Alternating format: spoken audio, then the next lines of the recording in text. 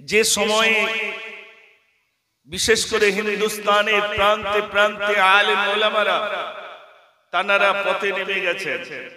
কারণ কি, আমরা যে কবরস্থান কেন্দ্রিক আমাদের পূর্বপুরুষ যে জমিনগুলো ওয়াকফ করে গেছেন কবরস্থানের জন্য, যে কবরস্থানে আমাদের আব্বা মা শুয়ে আছেন, সেই কবরস্থানের জমিনগুলো, মসজিদের জমিনগুলো, মাদ্রাসার জমিনগুলো আমাদের সরকার অর্থাৎ মোদী সরকার নিজের কবজায় নেওয়ার জন্য হস্তক্ষেপ করছে। কিভাবে এই জমিনগুলো কেড়ে নেওয়া যায়? জমিনগুলো কাদের ভাই? জোরে বলে। আমাদের। কারা দিয়ে গেছে? আমাদের পূর্বপুরুষ ওয়াকফ করে গেছে। আপনাদের এখানে একটা মসজিদ আছে, নিশ্চয়ই সেই মসজিদের জমিন দান করেছেন একজন, তো মসজিদের নামে ওয়াকফ করেছেন, আল্লাহর রাস্তায় দান করে দিয়েছেন। তো সেই জমিনটা এখন কাদের? রক্ষণাবেক্ষণের দায়িত্ব আমাদের। সেই জমিনগুলো কেড়ে নেওয়ার জন্য সরকার বিরাট ভাবে ষড়যন্ত্র করছে। তার জন্য ময়দানে এখন যে সমস্ত ওলামারা হাদিস পড়াতেন, যে সমস্ত আলেমরা যারা বাচ্চাদেরকে তালিম দিতেন, তানার সেখানে নাই। কেন? যদি জমিন চলে যায় জলসা চলে যাবে, জমিন চলে গেলে কবরস্থান দখল নিয়ে নেবে, জমিন চলে গেলে মসজিদ দখল নিয়ে নেবে, জমিন চলে গেলে মাদ্রাসা দখল নিয়ে নেবে। নেবে না? নেবে না? তার জন্য আর ঘুমিয়ে থাকলে হবে না। এখন ময়দানে নামার ব্যাপার। হিন্দুস্তান আর পাশেই রয়েছে বাংলাদেশ। বাংলাদেশ যখন স্বাধীন হয় সেই সময় হিন্দুস্তান থেকে মুসলিমরা অনেকেই তারা বাংলাদেশে পাড়ি দিয়েছিলেন। আর বাংলাদেশের অনেক হিন্দু ভাই তারা জমিন বিনিময় করে হিন্দুস্তানে এসেছিলেন, ঠিক কিনা ভাই? কিন্তু আমরা যাইনি। আমাদের অনেকেই তারা আমাদেরকে এতিম করে ফেলে রেখে চলে গেছেন। সেখানে বিরাট সম্পদ পেয়েছেন আর এখানকার বিরাট সম্পদ দিয়ে দিয়েছেন। আমরা ছিলাম এতিম। আমাদের পূর্বপুরুষ জাননি কেন? না, আমার বাপের কবরটা এখানে, আমার মায়ের কবর এখানে, আমার দাদার কবর এখানে। যদি চলে যায় কবরের ধারে আর যেতে পারবো না। যদি চলে যায় আমার বাপের কবরটা জিয়ারত করতে পারবো না। যদি বাংলাদেশ চলে যায় মায়ের কবর জিয়ারত করতে পারবো না। দাদু দাদির কবরটা জিয়ারত করা সম্ভব হবে না। তাই তারা ভেবেছিলেন আমার সব চলে গেলেও যদি মৃত্যু হয় অন্তত আমার মরণের পরে আমার কবরটা যেন আমার বাপের পাশেই হয়। এই আশায় তারা জানেন। আজ এখানে আমরা জলসায় বসেছি। আমি তো কয়েক বছর আলহামদুলিল্লাহ আসছি। যে কবরস্থান আজ আমাদের পূর্বপুরুষরা শুয়ে রয়েছেন, আমরা কি বেঁচে থাকতে এই জমিন সরকার হস্তক্ষেপ করবে আর আমরা বাড়িতে বসে বসে ঘুমাবো, এটা কখনো মেনে নেব? একটু জোরে কথা বলে না, কখনো নয়। আচ্ছা আপনারা ভাবুন, মনে করুন আমার আপনার আব্বা আমাদের জন্য 10 বিঘে জমি তিনি বেঁচে থাকতে আমার তানার নামই ছিল, কিন্তু আমরা যেহেতু ওয়ারিশ সূত্রে আমাদের কাছে এসে গেছে। আব্বা হয়তো কাগজপত্র অনেক সময় ঠিক করতে পারেননি, কিন্তু এই কাগজপত্র ঠিক করার দায়িত্ব কাদের? আমাদের। এখানে অনেক ভাইরা আছে, দলিল রেকর্ড পর্চাগুলো সঠিকভাবে আমরা রেখে দিই যাতে জমিনের কোন রকম সমস্যা না হয়।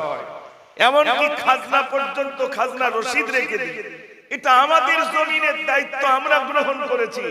মাঠে 4 বিঘে জমি আছে, তার হেফাজত করতে হবে, কিন্তু মসজিদের জমিটা তো আমাদের সবার। এর দায়িত্ব আমাদের নিতে হবে না? হবে না? জানেন হিন্দুস্তানের বুকে যখন আপনার মুঘল সম্রাট অর্থাৎ মুঘল পিরিয়ড ছিল, সে সময় 750 বছর মুসলমান এই হিন্দুস্তানে রাজত্ব করেছে। একটু জোরে বলুন না সুবহানাল্লাহ। কত বছর? 750 বছর। ইংরেজ করেছে 190 বছর। ইংরেজরা শাসন করেছে হিন্দুস্তান 190 বছর। 190 বছর তারা রাজত্ব করলো। একটা মসজিদের বয়স কোনটা 150, কোনটা 200, কোনটা 250 বছর বয়স আছে না নাই ভাই? আচ্ছা, তাহলে দেখা যাচ্ছে আমাদের পূর্বপুরুষরা তানারা নামাজি ছিলেন এবং তানারা আল্লাহর ভয়েতে একটি ইবাদতের জায়গা তানারা করেছিলেন। ওই মসজিদটা যাতে সুন্দরভাবে চলে তার জন্য কয়েক বিঘা জমি, 4 বিঘা, 5 বিঘা, 10 বিঘা জমি এরকম করে মসজিদের নামে ওয়াকফ করে গেছে।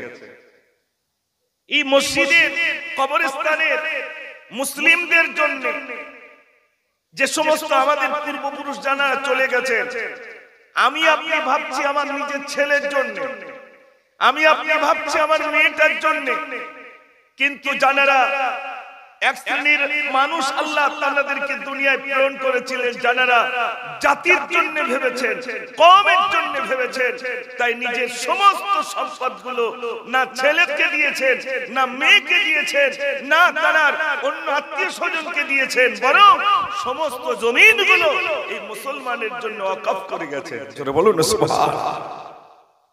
সেই সমস্ত মুসলমান কারা? যারা গরীব, যাদের ছেলেটা ডাক্তার হতে পারছে না, যাদের ছেলেগুলো পয়সার অভাবে উকিল হতে পারছে না, যাদের ছেলেগুলো পয়সার অভাবে আলেম হতে পারছে না, যাদের ছেলেগুলো মেয়েগুলো পয়সার অভাবে ইঞ্জিনিয়ার হতে পারছে না, তাদের জন্য এই সমস্ত জমিনগুলো ওয়াকফ করে গেছেন আমাদের পূর্বপুরুষেরা। একটু জোরে বলুন না সুবহানাল্লাহ। আর সেই জমিনের যে টাকা আছে, আমাদের এলাকায় যত ইমাম সাহেব আর মুয়াজ্জিন আছে, ওটা তো শুধু ইমাম আর মুয়াজ্জিনের জন্য আমাদের পূর্বপুরুষরা ওয়াকফ করে গেছেন। ভাই একটু জোরে কথা বলে না, কিন্তু তানারা পাচ্ছেন আলহামদুলিল্লাহ। ইমাম মুয়াজ্জিন তানাদেরকে একটা ভাতা দেওয়া হচ্ছে, ওটা রাজ্য সরকার তার নিজস্ব কোনো তহবিল থেকে দিচ্ছে না, মানে আমাদের মাল আমাদেরকেই দিচ্ছে। কেন? তার সমস্ত কিছু তাদের হাতে, তাদের কবজায়। আমাদের হাতে আছে ভাই? জোরে বলুন। নেই, সব তানাদের হাতে।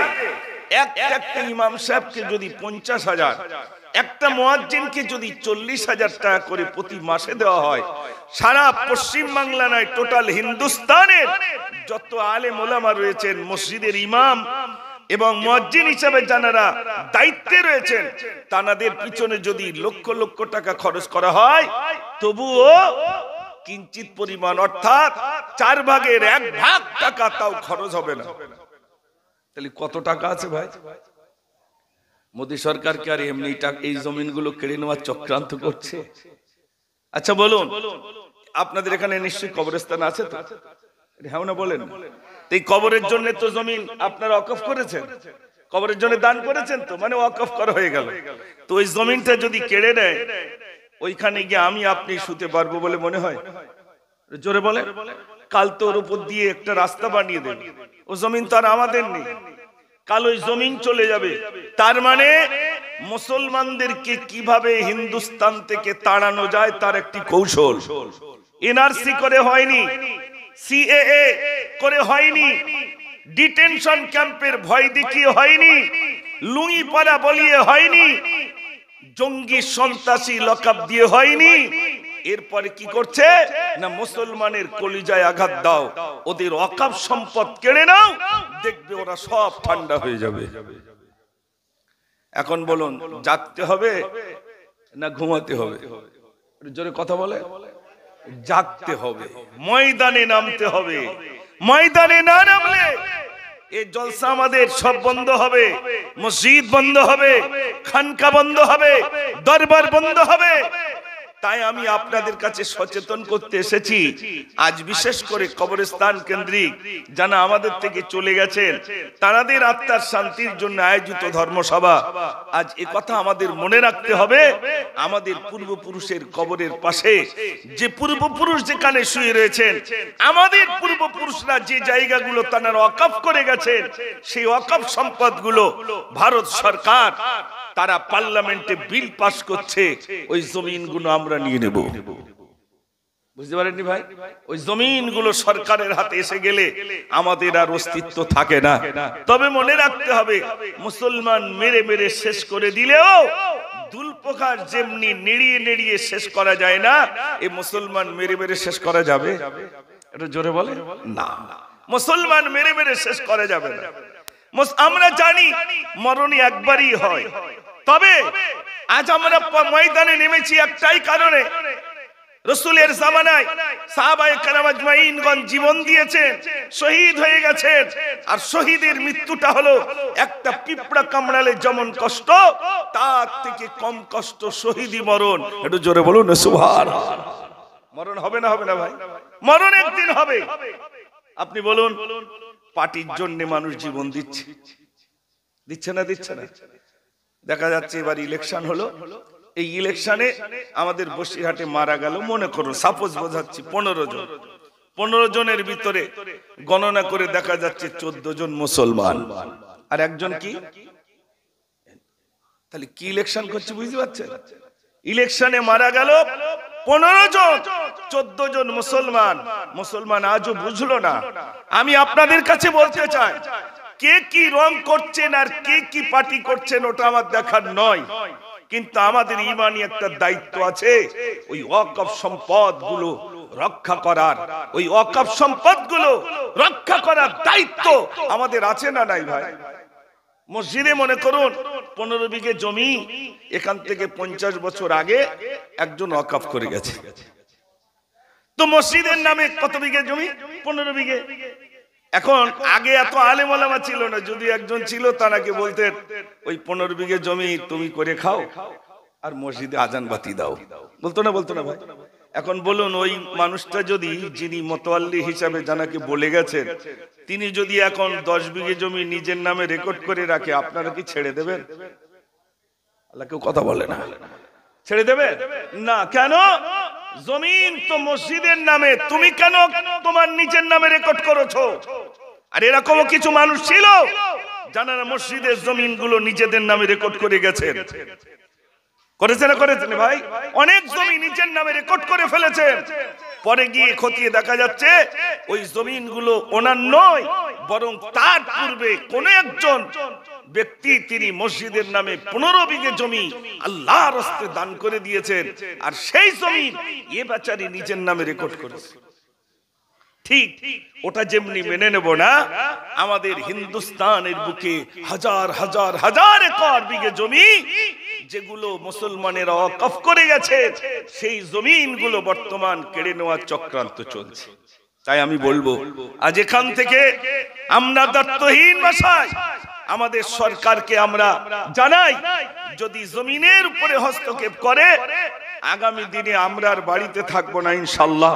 ছোট বড় সবাই ময়দানে ঝাঁপিয়ে পড়বো, আমাদের ঈমানি দায়িত্ব নিয়ে এগিয়ে যাব। যদি মৃত্যুটা হয়ে যায়, ওই মৃত্যুটা শহীদের খাতায় লিপিবদ্ধ হয়ে যাবে। জোরে বলুন না সুবহানাল্লাহ। ওই রকম মৃত্যু আমরা চাই না, যে মৃত্যুটা ওই জ্বর অবস্থায় বাড়িতে কষ্ট করে মরণের থেকে শহীদি মরণ, এটা সাহাবায়ে কেরাম আজমাইনগণ জীবনে বরণ করে নিয়েছেন, আমরাও করতে রাজি আছি ইনশাআল্লাহ। ঠিক কি না? হযরত ওমর ফারুক রাদিয়াল্লাহু তাআলা, ভাইরা আমার, তানারাই তো শিখিয়েছে ইসলামের জন্য, তানারাই তো জমিনগুলো ওয়াকফ করে গেছেন। হযরতে হামজা রাদিয়াল্লাহু তাআলা, ভাইরা আমার, মদিনার আজও পর্যন্ত একটা খেজুর বাগান রইল। হযরতে সালমান ফারসি নিজের জমিনগুলো আল্লাহ রাসূলের কাছে বললেন, ইয়া রাসূলুল্লাহ, এই জমিনটা আমি আল্লাহর রাস্তে ওয়াকফ করে দিলাম। জোরে বলুন না সুবহানাল্লাহ। আল্লাহর নবী সাল্লাল্লাহু আলাইহি ওয়াসাল্লাম ওই খেজুর বাগানে নিজ হাতে 3টে খেজুর গাছ রোপণ করেছিলেন। ভাইরা, 3টে খেজুর গাছ রোপণ করার পরে আজও পর্যন্ত যত হাজী সাহেব যান, হযরতে সালমান ফারসির খেজুর বাগানের খেজুর নেওয়ার জন্য লালায়িত। কিসের জন্য লালায়িত? আমার নবী পাক তিনি নিজের হাত দিয়ে ওই খেজুর বাগানে খেজুর গাছ রোপণ করেছেন। না জানি ওই আটির থেকে যদি খেজুর এসে যায়, আমার তকদিরটা খুলে যাবে। এর জন্য সাহাবায়ে কেরাম আজমাইনগণ জমিন দিয়ে দিয়েছেন। ভাইরা আমার, মদিনাতুল মুনাওয়ারা মসজিদে নববী শরীফ বলেন, যে মসজিদ বলেন আর যে কবরস্থান বলেন, যেটাই বলেন, সব মানুষ আল্লাহর রাস্তে দান করে দিয়েছেন। ভাইরা আমার, আজ আপনাদের এই কবরস্থানে অনেক মানুষ তানারা শুয়ে রয়েছেন, আছেন না নাই? বহু উপরের ভাইরা আমার মানুষ শুয়ে রয়েছেন, বেশি দূর নয়, আমাদের এখানে পাইক পাড়া বলে একটি জায়গা, বিরাট বড় কবরস্থান রইল। ভাইরা আমার, এমন করে কবরস্থান একটা দুটো নয়, এই পশ্চিম বাংলায় অনেক বড় বড় কবরস্থান আছে না নাই?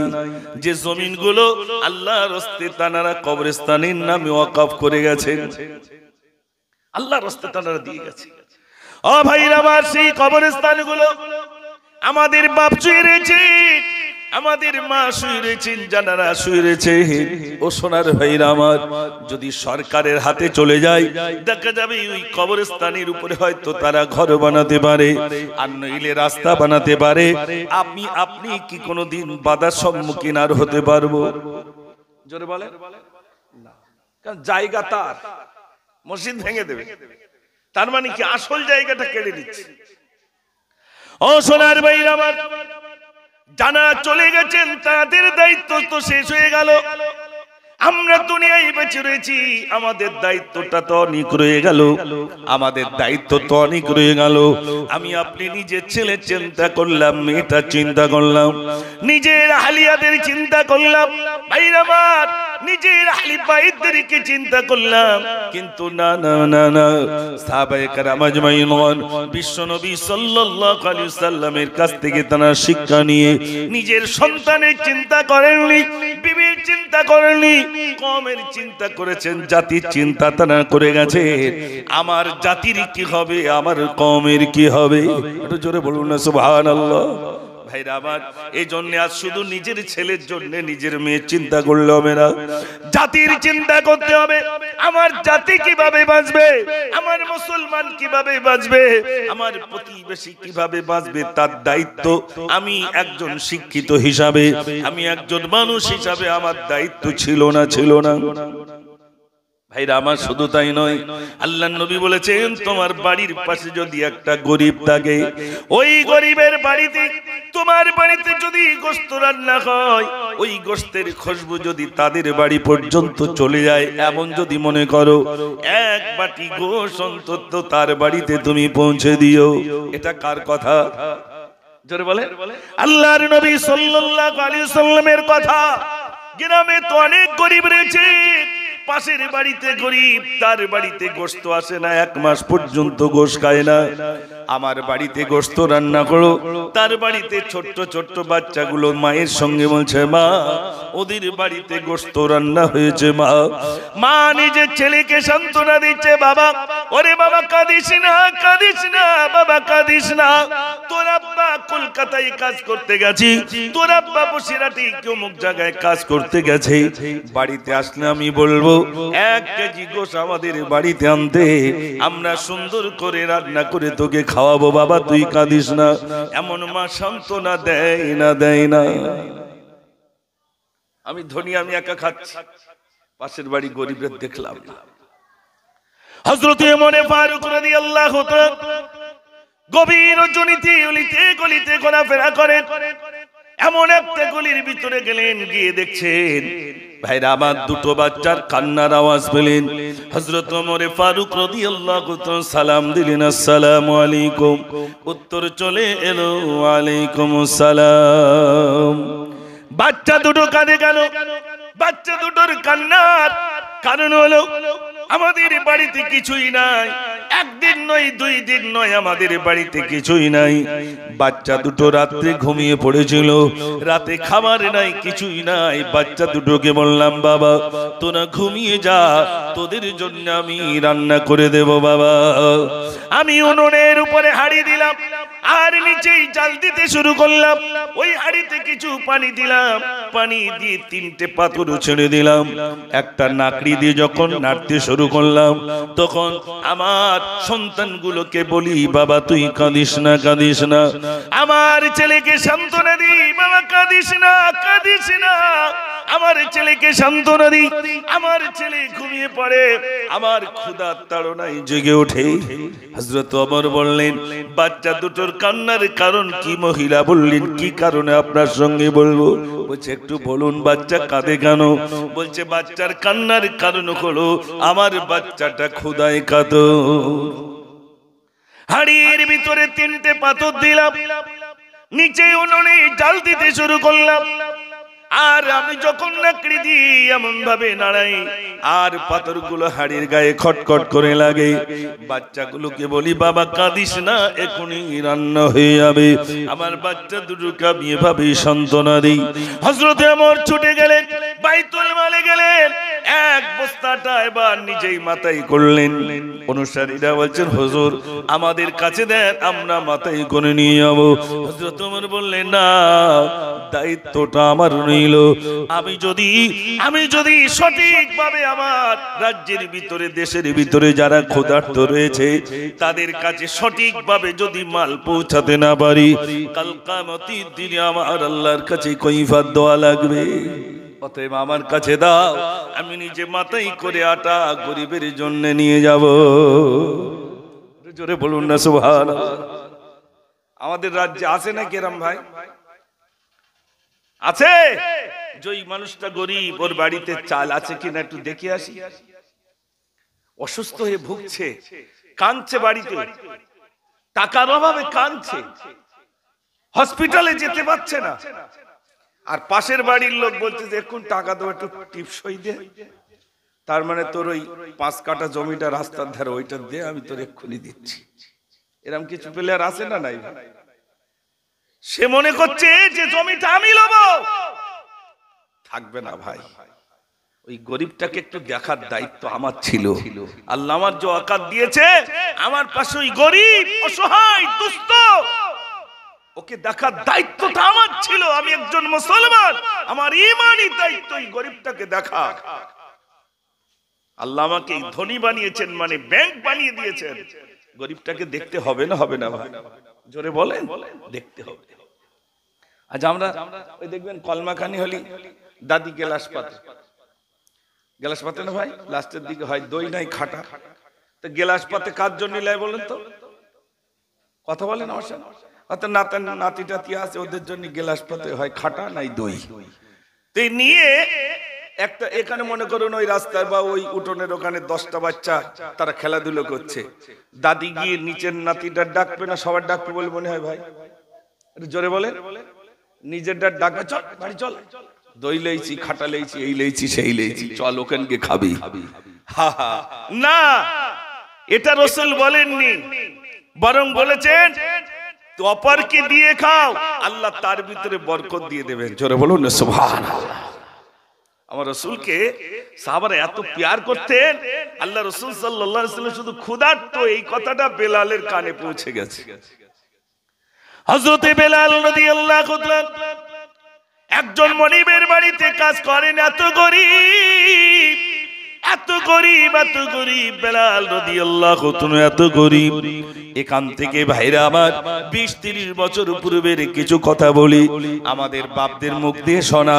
ধনী ব্যক্তির বাড়িতে ফ্যান পানি খেয়ে তারা বড় হয়েছে না হয়নি? শুধু ফ্যান খেয়েছে আর কিচ্ছু না। এখন হয়তো এই কথাগুলো গল্প হয়েছে, কিন্তু অরিজিনালি বাস্তব তারা ফ্যান খেয়েছে, মানে পেটে ভাত, তাও ভাত বেশি দেয়নি, ওই ফ্যানটা খা।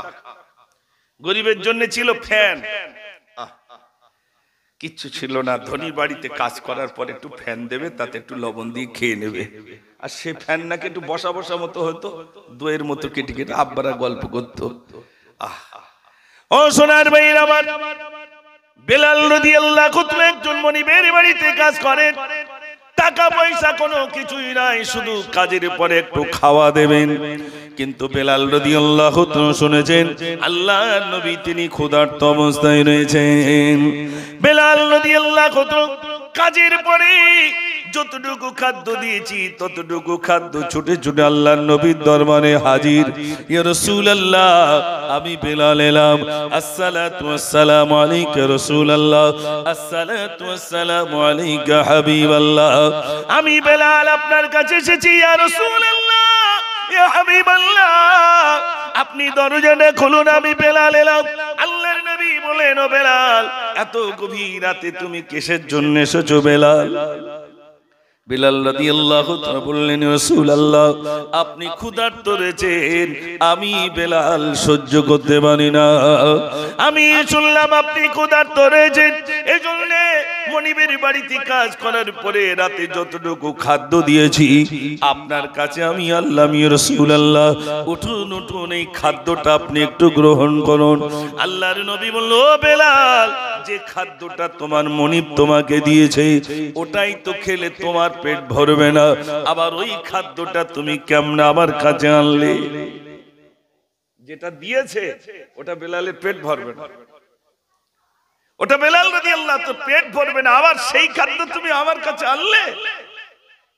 হযরত বেলাল রাদিয়াল্লাহু তাআলা বললেন, ইয়া রাসূলুল্লাহ, আপনি ক্ষুধার্ত থাকবেন, আপনার পেটে খিদে থাকবে, আমি বেলাল কেমনে আমার গালে দেব? ইয়া রাসূলুল্লাহ, আপনি যতক্ষণ না খাবেন আমি বেলাল ততক্ষণ পর্যন্ত খেতে পারি না। জোরে বলুন না সুবহানাল্লাহ। গ্রামে যদি গরিব থাকে তাদেরকে দেখার দায়িত্ব আমাদের, দায়িত্ব আছে না নাই ভাই? একজন মানুষ এলো বাড়িতে, দুপুরবেলা এসেছে, মা দুটো ভিক্ষা দাও। সাহেল এসেছে, আমরা দূর দূর করে তাড়ি, যাও সব সময় তোমরা একটু খেতেও দেবে না, এরকম বলে না ভাই? কখনো ওই গরিবকে তাড়াবেন না, তাড়াবেন না। যতটুকু মনে হয় দেবেন তাই বলে তিরস্কার করবেন না ভাই, তিরস্কার করবেন না। আল্লাহ রাসূল সাল্লাল্লাহু আলাইহি ওয়াসাল্লামের কাছে এক গরিব ব্যক্তি এলেন, ইয়া রাসূলুল্লাহ, কিছুই নাই, কিছুই নাই। নবীজি বললেন, এই নাও কিছু টাকা, একটা কুরুল নিয়ে এসো, একটা কুরুল নিয়ে এসো। ওই কুরুলটা কিনে নিয়ে এসো। কুরুল কেনার পরে নবীজি বললেন, যাও ওই জঙ্গলে যাও, ওই জঙ্গলে গিয়ে কাঠ কেটে ওই কাঠগুলো বিক্রি করে তুমি জীবিকা নির্বাহ করো, কোনো মানুষের দ্বারস্থ তুমি হবে না, হবে না। নবী কিছু দিয়ে তারপরে তাকে উপদেশ দিয়েছেন না দেন নাই? কিছু দিয়েছেন, যাও এই কুরুলটা নিয়ে জঙ্গলের কাঠ তোমরা কেটে সেটা ব্যবসা করো, তা থেকে আল্লাহ নিশ্চয়ই একটা জীবিকার ব্যবস্থা করে দেবেন। আজ আমাদের ভিতরে অনেক গরিব রয়েছে, অনেক অসহায় রয়েছে, একটু খোঁজ খবর নেওয়া, বাড়ির পাশে একজন অসুস্থ হয়ে রয়েছেন, একটু খোঁজ খবর নেওয়া, ভাই ভালো আছেন কি, একটু খোঁজ খবর আমরা নেই বলে মনে হয় ভাই, এই খোঁজ লওয়ার সময় নেই। একজন অসুস্থ হয়ে পড়ে রয়েছে, আমি একজন মুসলমান, আমার দায়িত্ব ওনাকে দেখতে যাওয়া, দেখতে যাওয়া এটা আমার দায়িত্ব।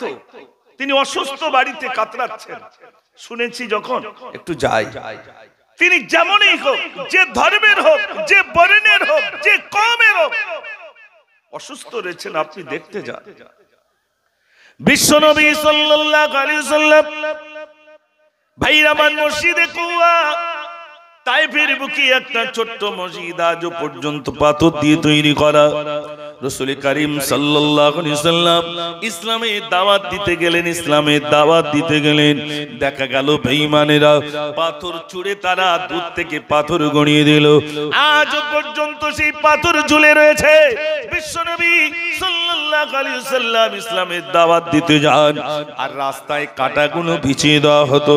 ভাইরা আমার, পাবলার কাঁটাগুলো নবীজির পায়ে যাতে ফুটে যায়, বুড়ি এমনটি কাজ ভাইরা আবার করতে শুরু করলো।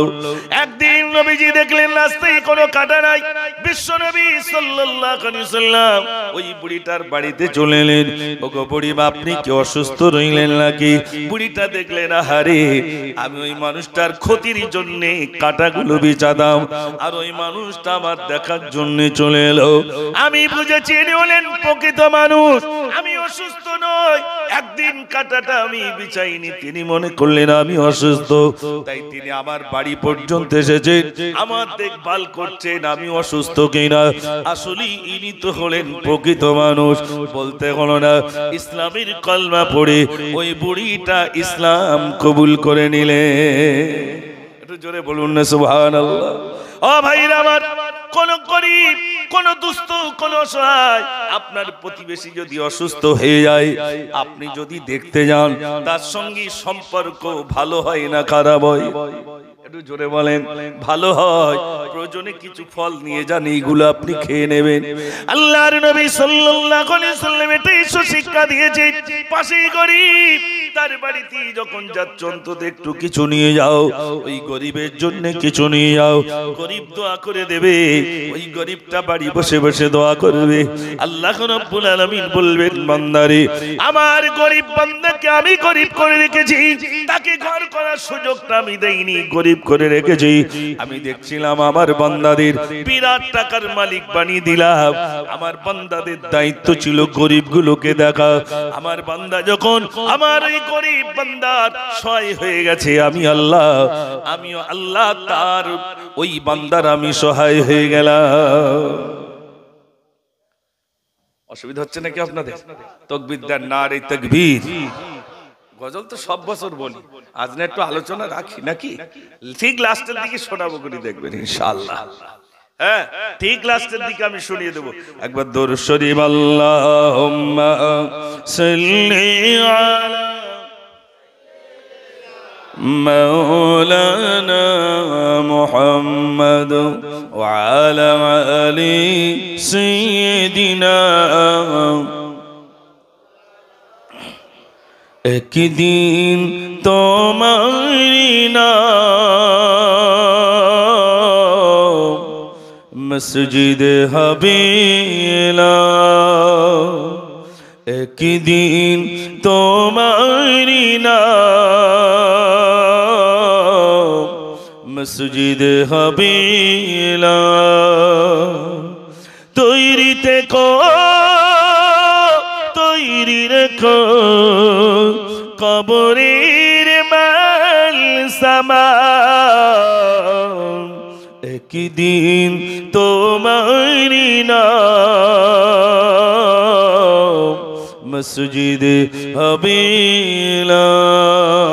আল্লাহুম্মা সাল্লি আলা, সবাই পড়ে, مولانا محمد وعلى آل سيدنا।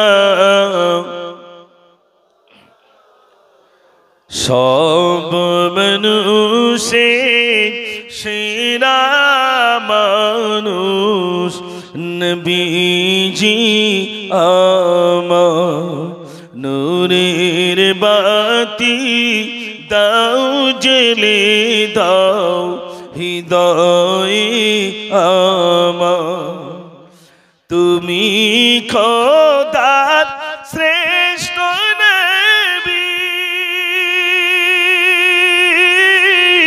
তোমার সম নাই কই। পুল সিরাতে শেষ ঘাটিতে, সিরাতে শেষ ঘাটিতে করিবে গোপাল। সব মানুষের সেরা মানুষ নবীজি আমার। আল্লাহুম্মা সাল্লি আলা, সবাই পড়ে, مولانا محمد وعلى آل سيدنا সাল্লাল্লাহু আলাইহি ওয়াসাল্লাম। আমি তো এখানে বেশ 5-6 বছর হয়ে গেছে কি আল্লাহই জানে, এরকম মনে হতে পারে, একটা আনুমানিক বলছি। প্রতি বছর আল্লাহ পাক আপনাদের খেদমতে আনে, সত্যি খুব ভালো লাগে আপনাদের এলাকায় আসতে পেরে। আমার তো খুব দূরে বাড়ি নয়, কিন্তু এই যে আমরা জমে কিছু আলোচনা শুনছি, এটা অন্যান্য দিনের তুলনায় আজকের দিনে যে সবাই একসঙ্গে বসে কোরআন ও হাদিসের আলোচনা শুনছি, দুনিয়ার কোনো কথা মনে পড়ছে বলে মনে হয় ভাই? না, এখানে যতক্ষণ বসে শুনবো ততক্ষণ সগীরা গুনাহ, ছোট ছোট গুনাহগুলো আল্লাহ রাব্বুল আলামিন আমাদেরকে maaf করে দেবে। জোরে বলুন না সুবহানাল্লাহ। ভাই বলছিলাম আপনাদের কাছে, দুনিয়ায় বেঁচে থেকে এই কাজগুলো করে যায়। আমি সোশ্যাল মিডিয়ায় দেখলাম শফিকুল ইসলাম বলে একজন ব্যক্তি ছিলেন, তানাকে সবাই অ্যাম্বুলেন্স দাদা বলে নাম বলে ডাকতেন, অ্যাম্বুলেন্স দাদা। কারণ কি? কারণ হলো তিনি তার মাকে হসপিটালে নিয়ে যাচ্ছিলেন। এখন যেমন বাড়ি বাড়ি সব 4 চাকা, তখন ছিল না। তো হসপিটালে নিয়ে যেতে যেতে মাটা ইন্তেকাল করলেন।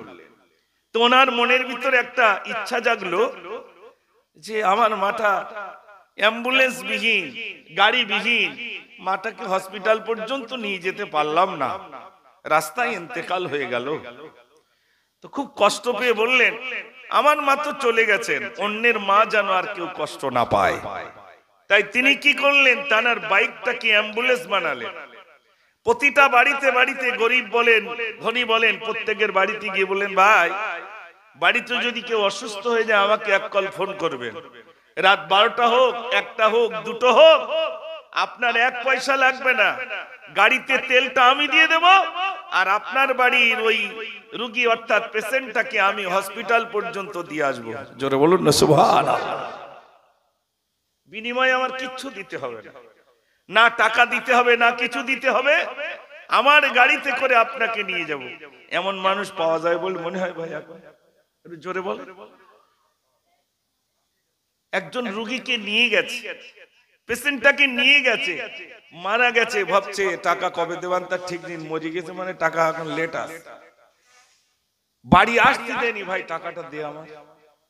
সে বাড়ি মারা গেছে, কান্নার রোল পড়ে গেছে, সে বাড়ির শোকের ছায়া 2টো দিন পরে নিতে পারতেন। মুসলমান, অন্য জাত ভাই হলে সে ব্যাপারটা ছিল আলাদা। বাড়ির পাশে বাড়ি, ভাবছে টাকা দেবে না। মানুষ মরে যাওয়ার পরে কাপড়ের কাপড় নিয়ে ব্যবসা, বিরাট ব্যবসা, আতর নিয়ে ব্যবসা, তার ন্যায্য মূল্যের পয়সাটা নেই, কিন্তু এমন একটা ব্যবসা জুড়ে দিয়েছে মানুষ, যেটা মানুষ বুঝতে পারছে আরে একজন মানুষ মারা গেছে, তারপরেও বিরাট ব্যবসা চলছে। চিন্তা করতে পারেন ভাই? শফিকুল ইসলাম সাহেব তিনি তার বাইকটাকে গায়ের মানুষের জন্য অ্যাম্বুলেন্স বানিয়ে দিলেন, আর বললেন যখনই ফোন করবেন 1 কল ফোন করবেন, যদি ফোন না যায় শুধু সংবাদ দেবেন, আমি আপনার বাড়িতে যে রাত্রি হোক যখনই হোক আমি হসপিটাল পর্যন্ত পৌঁছে দেবো ইনশাআল্লাহ। একটু জোরে বলুন সুবহানাল্লাহ। আজ ভারত সরকার থেকে তিনি স্বীকৃতি পেয়েছেন, না সত্যি তিনি মুসলমান। আমরা কি তেমন হতে পেরেছি ভাই? বাড়ির পাশে গরিব রয়েছেন, এই শীতের সময় কত মানুষের কম্বল নেই, কত মানুষের ক্যাথা কোন রকমে জড়িয়ে শুচ্ছে না ভাই, কত মানুষের কম্বল নেই, কত গরিব রয়েছে, কত গরিব রয়েছেন, কোনদিন খবর নেয়নি। নিজেদের জানালাগুলো বিরাট কিছু দিয়ে ঢেকে রেখেছি, একটা গরিবের জানালা দিয়ে কুয়াশা ঢুকছে, তার ঢাকার কিছু নেই, কোনদিন সে বাড়িতে যায়নি। কোনদিন ওই গরিবেরকে বলিনি ভাই তুমি অসহায়, আমি কিচ্ছু না দিতে পারলেও 50টা টাকা তুমি রেখে দাও, আল্লাহ তোমার ভালো রাখুক। আমি ধনী হিসাবে আমার দায়িত্ব ছিল না ভাই, করতে পারেনি। মনে রাখবে, এইটুকু যদি করে যান, এইটুকু একটা গরিব, একটা দুস্থ, একটা অসহায় কিঞ্চিত পরিমাণ যদি উপকার করে যান, মরণকালে ওই মানুষটা কাঁদবে না ভাই? জোরে বলে ভাইয়ের আমার, ওই মানুষটা বলবো আল্লাহ এই মানুষটা বেঁচে থাকতে থাকতে যতদিন বেঁচে ছিল আমার খোঁজ খবর নিত, তার সঙ্গে আমার রক্তের কোনো সম্পর্ক নেই, তার সঙ্গে আমার কোনো আত্মীয়তা নেই, কিন্তু আমি তার প্রতিবেশী শুধু ছিলাম, আমি গরিব ছিলাম, আমাকে কেউ দেখতো না। এই মানুষটা প্রতিনিয়ত আমার শরীর ভালো আছে কিনা খোঁজ খবর নিতে, বাড়িতে সঠিক মতো খাওয়া দাওয়া হচ্ছে কিনা এই মানুষটা খোঁজ খবর নিতেন। ওগো আল্লাহ, আমি আজ তার জন্য দোয়া করি, আল্লাহ এই মানুষটাকে আল্লাহ তার কবরের আযাবকে তুমি ক্ষমা করে দাও। বলবে না ভাই? আর কিছু মানুষ আছে মরে যাওয়ার পর ভালো হয়েছে, মরেছে মানে ভালো হয়েছে, গ্রামটা জ্বালিয়ে দিচ্ছে, এরকম কিছু আছে না? আছে। আর কিছু মানুষ মরে গেলে গায়ের মানুষ সবাই যেন শোক কাতর। ইস, আল্লাহ তুলে নিয়েছেন, আল্লাহর বান্দা আল্লাহ তুলে নিয়েছেন, কিন্তু অন্তর থেকে তার জন্য দোয়া আসে না ভাই? ও ভাইরা, আমার জন্য আমি বলবো কবর গায়ে যেতে হবে, যাওয়ার আগে বাড়ির পাশের গরিব দুস্থ অসহায়দের আপনি একটু খোঁজ খবর নিন, তাদের বাড়িতে খাওয়া দাওয়া সঠিক হচ্ছে কিনা, মাঝে মাঝে তাদের একটু খবর নেওয়া। ও বাবা, তোমাদের সংসারটা কি ঠিক মতো চলছে বাবা? তোমার মা কি ভালো আছে? তোমার আব্বা কি ভালো আছে বাবা? শুনছিলাম তোমার চলুর চেন্ডেলা নাকি অসুস্থ হয়েছিল, অন্তত তার একটু খোঁজ খবর নেওয়া। যদি কোনো মানুষ একটু খোঁজ খবর নেন ভাইরা, আবার ইদানিং দেখছিলাম একজন কবর খননেওয়ালা, যিনি কবর খনন করেন, যার বাপ মারা যায়, যে ব্যক্তি মারা যান, তার সব কিছু লেখা রয়েছে, অমুক ব্যক্তি মারা গেছে, এত তারিখে মারা গেছে, এত তারিখে মারা গেছে, সব কিছু তার কাছে লোড করা রইল। ভাইরা আবার অন্তত সপ্তাহে না করলে মাসে অন্তত একবার তাদের বাড়িতে গিয়ে বলে, তোমার আব্বা মারা গেছে, তোমার আব্বার জন্য কি একটু দোয়া খাইরের ব্যবস্থা করেছো? তোমার আব্বা অমুক তারিখে মারা গিয়েছিল, ছেলে ভুলে গেছে, মেয়েটা ভুলে গেছে, টাকার জ্বালায় মেয়েটা ভুলে গেল, ছেলেটা ভুলে গেল, সম্পদের লালসে পড়ে বাপের কথা ছেলেটা ভুলে গেল, মেয়েটাও ভুলে গেল, ভাইরা আমার সবাই ভুলে গেল। দোকান চালাবার দায়, বিল্লার চালাবার দায়, সব কিছু ভুলে গেল, বাপের সব কিছু ভুলে গেল। কিন্তু যিনি কবর খনন করেছিলেন উনি বাড়িতে এসে বলছেন, বাবা তোমার আব্বা 1 মাস আগে মারা গেছে, অন্তত তোমার আব্বার জন্য একটা সর্বজনীন ব্যবস্থা করো। যিনি কবর করেছেন উনি এসে বলে দিচ্ছে, একটু সর্বজনীন ব্যবস্থা করো বাবা, বাপটার জন্য একটু দোয়া খায়রের ব্যবস্থা করো, একটু দান খয়রাত করো। মনে করিয়ে দিচ্ছে কে ভাই? সেই কবর খননেওয়ালা। আর আমরা এমন হয়েছি, বাপ মরে গেলে এখন আমরা সব চুপ করে বসে থাকি, কি সব চুপচাপ। চিন্তা করতে পারেন, কবর খোঁড়ার লোক খুঁজে পাওয়া যাচ্ছে না, গোসল দেওয়ার লোক খুঁজে পাওয়া যাচ্ছে না। ঠিক বলছি না ভুল বলছি ভাই? এই লোকগুলো খুঁজে পাওয়া যাচ্ছে না। তাহলে গ্রামে এগুলো তৈরি করতে হবে না, হবে না ভাই? কবর খননেওয়ালা, গোসল দেনেওয়ালা, আমরা প্রত্যেকটা বাড়িতে বাড়িতে এগুলো তৈরি হতে হবে। তাই ছেলে বলেন আর মেয়ে বলেন, মহিলারা তারাও শিখবে। গ্রামে যদি কোনো মহিলা মারা যায়, তাহলে তাদের কিভাবে গোসল দিতে হবে, তাদের কাফন কিভাবে পরাতে হবে, এগুলো শিখতে হবে না ভাই? নিজের সংসারের বিভিন্ন কিছু শেখার জন্য অন্য মহিলার দ্বারস্থ হয়, বুবু এটা একটু শিখিয়ে দাও না। আগে সে মাফলার বুনতো না ভাই, শীতকাল আসলে সোয়েটার বুনতো, তাই সব এক জায়গায় গিয়ে আমার একটু বোনা শিখিয়ে দাও, এটা বোনা শিখিয়ে দাও, এটা বোনা শিখিয়ে দাও। একজন মহিলা আর একজন মহিলার কাছে গিয়ে শিখতে যায়। ঠিক আমাদেরকে শিখতে হবে মানুষ মরে যাওয়ার পরে কাফন কিভাবে পরাতে হয়, গোসল কিভাবে দিতে হয়, তার প্রতিটা গিরোই গিরোই কিভাবে কর্পূরগুলো দিতে হয়, আঙুলগুলো খিলাল করতে হয় কেমনে, তার কুলুপ করতে হয় কেমনে, তার কিভাবে গোসল দিতে হবে, সব কিছু শিখতে হবে। আর আল্লামা হিন্দ, আল্লামা রুহুল আমিন শাহ রাহমাতুল্লাহ আলাইহি এই জাতির কথা স্মরণ করে, কওমের কথা স্মরণ করে 100 অধিক কিতাব এই তিনি লিপিবদ্ধ করেছেন। এই জাতি যাতে পথভ্রষ্ট না হয়ে যায়, এই জাতি যাতে গোমরা না হয়ে যায়, সেই জন্য 100 অধিক কিতাব এই জাতির জন্য উপহার দিয়ে গেছেন। একটু জোরে বলুন না সুবহানাল্লাহ। আমরা সেই কিতাবগুলো সংগ্রহ করি না, বসিয়াটি সালে সবে গেছি, অন্তত একটা কিতাব কিনে নিয়েছি বাড়ি, ঠিক কিনা ভাই? একটা কিতাব কিনে নিয়ে আসি যে কাপন দাপনের একটা ব্যাপার আছে, এটা একটু নিয়ে যাই, একটা নামাজ শিক্ষা নিয়ে যাই না। ইসালে সবে গেছে, হালুয়ার মনসুর কিনে লেছি 2 কেজি, হালুয়া দাও 1 কেজি, মনসুর দাও 1 কেজি, তারপরে কি আর একটা কি আছে ভাই, মুরব্বা দাও 1 কেজি, একদম 1 প্যাকেট লে রাত্রি বাড়িয়েছি, খাওয়া দাওয়া চলতেছে। ও তো খেয়েছে, সকালবেলা পায়খানা হয়ে গেছে। জ্ঞান কিছু সঞ্চয় হয়েছে বলে মনে হয় ভাই? না, জ্ঞান সঞ্চয় হয়নি। আমি আপনাদের কাছে অনুরোধ করছি, যা জাতির কথা চিন্তা করেছেন, যারা কওমের কথা ভেবে গেছে, যারা এই জাতি যাতে পথভ্রষ্ট না হয়ে যায় তাদের জন্য ফিকির করেছেন, আমাদের জন্য গ্রামে গ্রামে যাতে মক্তব হয়ে যায়, মসজিদ হয়ে যায়, মানুষ যাতে আল্লাহমুখী হয়ে যায়, মানুষ যাতে কোরআন শিখতে পারে, তার জন্য প্রচুর পরিমাণ মেহনত করেছে। আমরা কিছু করতে পারিনি ভাই, তাদের ঋণ আমরা শোধ করতে পারবো না।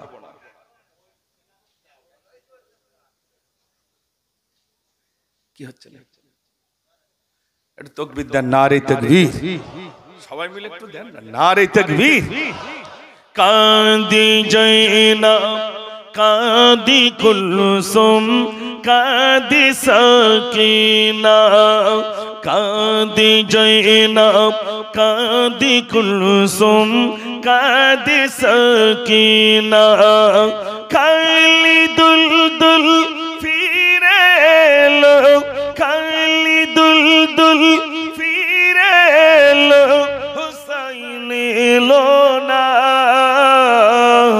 কাঁদি জয়নাব কাঁদি কুলসুম কাঁদি সাকিনা, কাঁদি জয়নাব কাঁদি কুলসুম কাঁদি সাকিনা। নারে তাকবীর, মাশাআল্লাহ। শেষের দিকে দু চারটে শোনাবো ইনশাআল্লাহ। ভাইরা তো বলছিলাম চলে যেতে হবে, যাওয়ার আগে এমন কিছু কাজ করে যাওয়া, আমার মরণের পরে এই ভুবন হাসিবে, ঠিক কিনা ভাই? আমি হাসিবে, এরা কাঁদবে, আমি মরে হাসবো, আর আমার প্রতিবেশীরা সেদিন কাঁদবে। এমন জীবন আমাকে তৈরি করতে হবে ভাই। আমি গরিব তো কি আছে, গরিবরা ধনী ব্যক্তিদের থেকে 500 বছর আগে জান্নাত চলে যাবে। জোরে বলুন না সুবহানাল্লাহ। এই তো দুনিয়া ভাই 50-60 বছর, বিরাট বালাখানা, বিরাট কিছু না না। হযরত ওমর ফারুক রাদিয়াল্লাহু তাআলা, আল্লাহ রাসূল সাল্লাল্লাহু আলাইহি ওয়াসাল্লাম ওই খেজুরের চেটায়ের উপরে শুতেন। খেজুরের চেটায়, ওই চেটার উপরে, আমাদের দিকে আগে যেমন চেটার উপর শোয়া হতো না ভাই, পিঠে দাগ লেগে যেত, আল্লাহ রাসূল সাল্লাল্লাহু আলাইহি ওয়াসাল্লামের পিঠে দাগ। আমিরুল মুমিনিন খলিফাতুল মুসলিমিন হযরত ওমর, ইয়া রাসূলুল্লাহ আপনার পিঠ মোবারকে দাগ লেগে গেছে, আমিও সহ্য করতে পারি না, আমি অবশ্য সহ্য করতে পারি না, আপনার পিঠ মোবারকে দাগ লেগে গেছে, আপনি একটু আমাকে অনুমতি দিন, সুন্দর বিছানা আপনার জন্য আমি এনে দেব, সুন্দর বিছানা আপনার জন্য এনে দেব। আল্লাহর নবী বললেন প্রয়োজন নাই আমার, সুন্দর বিছানার প্রয়োজন নাই, আল্লাহ আমাকে পাঠিয়েছেন ওয়ামা আরসালনাকা ইল্লা রাহমাতাল লিল আলামিন। একটু জোরে বলুন না সুবহানাল্লাহ। আল্লাহর নবী সাল্লাল্লাহু আলাইহি সাল্লাম সাহাবাদেরকে বললেন, সাহাবারে এক মুষ্টি বালি নিয়ে এসো, এক মুষ্টি বালি নবীজি তুললেন। এবার বললেন, সাহাবারে আমি যদি বলি সোনা হয়ে যাও, সোনা হয়ে যাবে, কিন্তু আবার সোনার প্রয়োজন নাই, সোনার প্রয়োজন নাই, আমি বললেই এই বালিটা সঙ্গে সঙ্গে সোনা হয়ে যাবে, বললেই সোনা হয়ে যাবে, এগুলো আমার প্রয়োজন নাই। আমিরুল মুমিনিন খলিফাতুল মুসলিমিন হযরত ওমর তালি যুক্ত জামা তিনি ব্যবহার করতেন। ভাইরা আমার কিছুই ছিল না, জামাগুলো তালি দিয়ে ব্যবহার করতেন। আমাদের এমন অভাব যায়নি যে জামাই তালি দিতে হবে, এরকম অভাব কি আছে? জোরে বলে। হযরত ওমরের দিন গেছে যে তিনি তালিযুক্ত জামা তিনি ব্যবহার করতেন, নেই আর কিছু নেই। তিনি আপনার বাইতুল মাল থেকে অর্থাৎ রাজকোষ থেকে তিনি কিছুই নিতেন না, কিছুই নিতেন না। ও সোনার ভাইরা আমার, হযরত ওমর ফারুক রাদিয়াল্লাহু তাআলা তিনি কেমন মানুষ ছিলেন? তিনি বাইতুল মুকাদ্দাসে জেরুজালেম ফিলিস্তিনে রইল বাইতুল মুকাদ্দাস, ওই বাইতুল মুকাদ্দাস থেকে চিঠি এসেছিল, ও ওমর আমাদের এখানে আসলে আমরা বাইতুল মুকাদ্দাসের চাবিটা আপনার কাছে দিয়ে দেব। চিঠির মাধ্যমে হযরত ওমরের কাছে যখন সংবাদ চলে এলো, আমিরুল মুমিনিন খলিফাতুল মুসলিমিন হযরত ওমর তিনি ফিলিস্তিনে যাবেন, সবাই বলছেন ও আমিরুল মুমিনিন একটা সুন্দর জামা অন্তত আপনি পরে যান। বলছে না না, ওগুলোর আমার প্রয়োজন নাই। আমিরুল মুমিনিন খলিফাতুল মুসলিমিনকে ভাইরা তিনি কারুর কথা যখন শুনলেন না, সবাই বললেন ও আলী তুমি বললে তোমার কথাটা শুনবে। হযরত আলী বললেন ওমর অন্তত আপনি ফিলিস্তিনে যাচ্ছেন, আপনি একজন বাদশাহ, অন্তত একটা মার্জিত পোশাক পরে আপনি অন্তত ফিলিস্তিনে যান। ও সোনার ভাইরা তিনি কি করলেন না, তার সেই জীর্ণ শীর্ণ যে পোশাকটা রইল তিনি সেটাকে গায়ে দিলেন। টানার জন্য একটা ভাইরা আমার ঘোড়ার ব্যবস্থা করা হলো। ঘোড়ার উপরে যখন সওয়ারি হয়েছে, ঘোড়াটা এত দ্রুত গতিতে যায়, তিনি লাম মেরে জমিনে পড়ে গেলেন। ভাইরা আমার লাম মেরে জমিনে পড়লেন। সবাই জিজ্ঞাসা করছেন, আমাদের বাদশা আমিরুল মুমিনিন খলিফাতুল মুসলিমিন, আপনি আমাদের খলিফা, এই ঘোড়া থেকে কিসের জন্য আপনি জমিনে লাফ দিয়ে পড়লেন? ভাইরা আবার তিনি বললেন, ঘোড়ার উপরে যদি আমি সওয়ার হয়ে যাই, আমার অন্তরের ভিতরে অহংকার জন্ম নেবে, আমার ভিতরে ফখর জন্ম নেবে, আর মনে মনে হবে আমি বিরাট বাদশা, বিরাট বাদশা। লোকে দেখবে দেখো এই বাদশা আসি ঘোড়ার উপরে সওয়ার হয়ে আসে, আমার ভিতরে যদি অহংকার জন্ম নেয়, আনতা হাবাতা আমালুকুম, সমস্ত আমলগুলো আমার বরবাদ হয়ে যাবে। এজন্য আমি ঘোড়া থেকে নিজেই নামলাম। তিনি ভাইরা আমার অহংকার যাতে না আসে, ফখর যাতে না আসে, আমি বিরাট বাদশা, আমি বিরাট টাকার মালিক, এই ফখর এই অহংকার যাতে না আসে, তিনি কি করলেন, একটা উট নিলেন আর একজন গোলামকে নিলেন আর বললেন, ও আমার গোলাম, আমি উটের পিঠে উঠেছি, তুমি দড়ি টানতে টানতে নিয়ে চলো, তোমার যখন কষ্ট হবে আমি ওমর আমি নিচেই দড়ি টানবো আর তুমি গোলাম উটের উপরে উঠে বসবে। একটু জোরে বলুন না সুবহানাল্লাহ। এখন বেশি টাকা হয়নি তাই দেখতে পাচ্ছেন বাইকগুলো বেঁকে বেঁকে যায়। ঠিক বলছি না ভুল বলছি ভাই? বাইকটাই বেঁকে বেঁকে যায়, জমিনে দাপিয়ে দাপিয়ে বেড়ায়। বিরাট টাকার মালিক, বিরাট টাকার মালিক, অহংকার এসে যায়, তখন আর কারোর দিকে ভালো করে তাকায় না, টাকা হয়ে গেছে। কি হচ্ছে? একটু দরুদ শরীফ পড়েন, আল্লাহুম্মা সাল্লি আলা, সবাই পড়ে, মাওলানা মুহাম্মদ ওয়া আলা আলি সাইয়্যিদিনা। আলহামদুলিল্লাহ, গজল কিছু লিখেছি কিন্তু সেই এক্ষুনি বলা যাচ্ছে না, কারণ যতক্ষণ না রেকর্ডিং করব, এই ওয়াকফ নিয়ে বেশ কিছু গজল লিখেছি আলহামদুলিল্লাহ। খুব তাড়াতাড়ি কালকে রেকর্ডিং হবে, 4 দিনের ভিতরে ইনশাল্লাহ আপনারা পেয়ে যাবেন। আর এখনই বললি সব সাহেবরা দাঁড়িয়ে রয়েছে, তারা সব লে নেবে। সাহেব মানে বুঝতে পেরেছেন? হ্যাঁ, এইসব রয়েছে গুণনির। ওই জন্য যতক্ষণ আমি ভালো রেকর্ডিং না করে ছাড়ছি ততক্ষণ তার দোয়া বলা যাবে না ময়দানে। ইনশাল্লাহ আবার তো আপনাদের আশেপাশে কম বেশি ইনশাল্লাহ আসবো, সেদিন ময়দানে ওয়াকফ সম্পত্তি আমাদের সরকার যাতে যেখানে হস্তক্ষেপ করছে তার বিরুদ্ধে আমার রক্ত ঝরানো ইনশাল্লাহ একটা কবিতা খুব তাড়াতাড়ি বার হবে ইনশাল্লাহ। একবার তাকবীর জোরে দেন, নারে তাকবীর, নারে তাকবীর। গজল যদি শুনতে চান একবার আওয়াজ দেখি, তাহলে মনে করেন আমি বুঝতে পারছি স্পিচ করছিস তো বোঝা যায় যে হচ্ছে না, 2-4টা অন্তত গজল বলো। তাই স্পিচটা যাতে বন্ধ হয় একবার জোরে আওয়াজ দেন তো দেখি, নারে তাকবীর। এরকম আওয়াজ দিলে কি গজল বলা যায়? একটু মুসলমানের মতো সবাই মিলে জোরে দেওয়া যাবে না? নারে তাকবীর, মাশাআল্লাহ। দয়ার সাগর নবী আমার প্রতি ঘরে ঘরে, মধুর কলমা পড়ে নিও থাকবা নিরাপদে। প্রতিদিন দৌড় পড়ি যেতে মদিনা, প্রতিদিন দৌড় পড়ি যেতে মদিনা। নজরানা ইয়া রাসূল দরুদ নজরানা, নজরানা ইয়া রাসূল দরুদ নজরানা। পশু পাখিদের গুঞ্জন মেলা, মুখে মুখে ইতর সাল্লে আলা। রব্বে করিমের শ্রেষ্ঠ মেহমান, আলোকিত হয়েছে তমাম জাহান। তোমাকে ছেড়ে থাকতে পারি না, নজরানা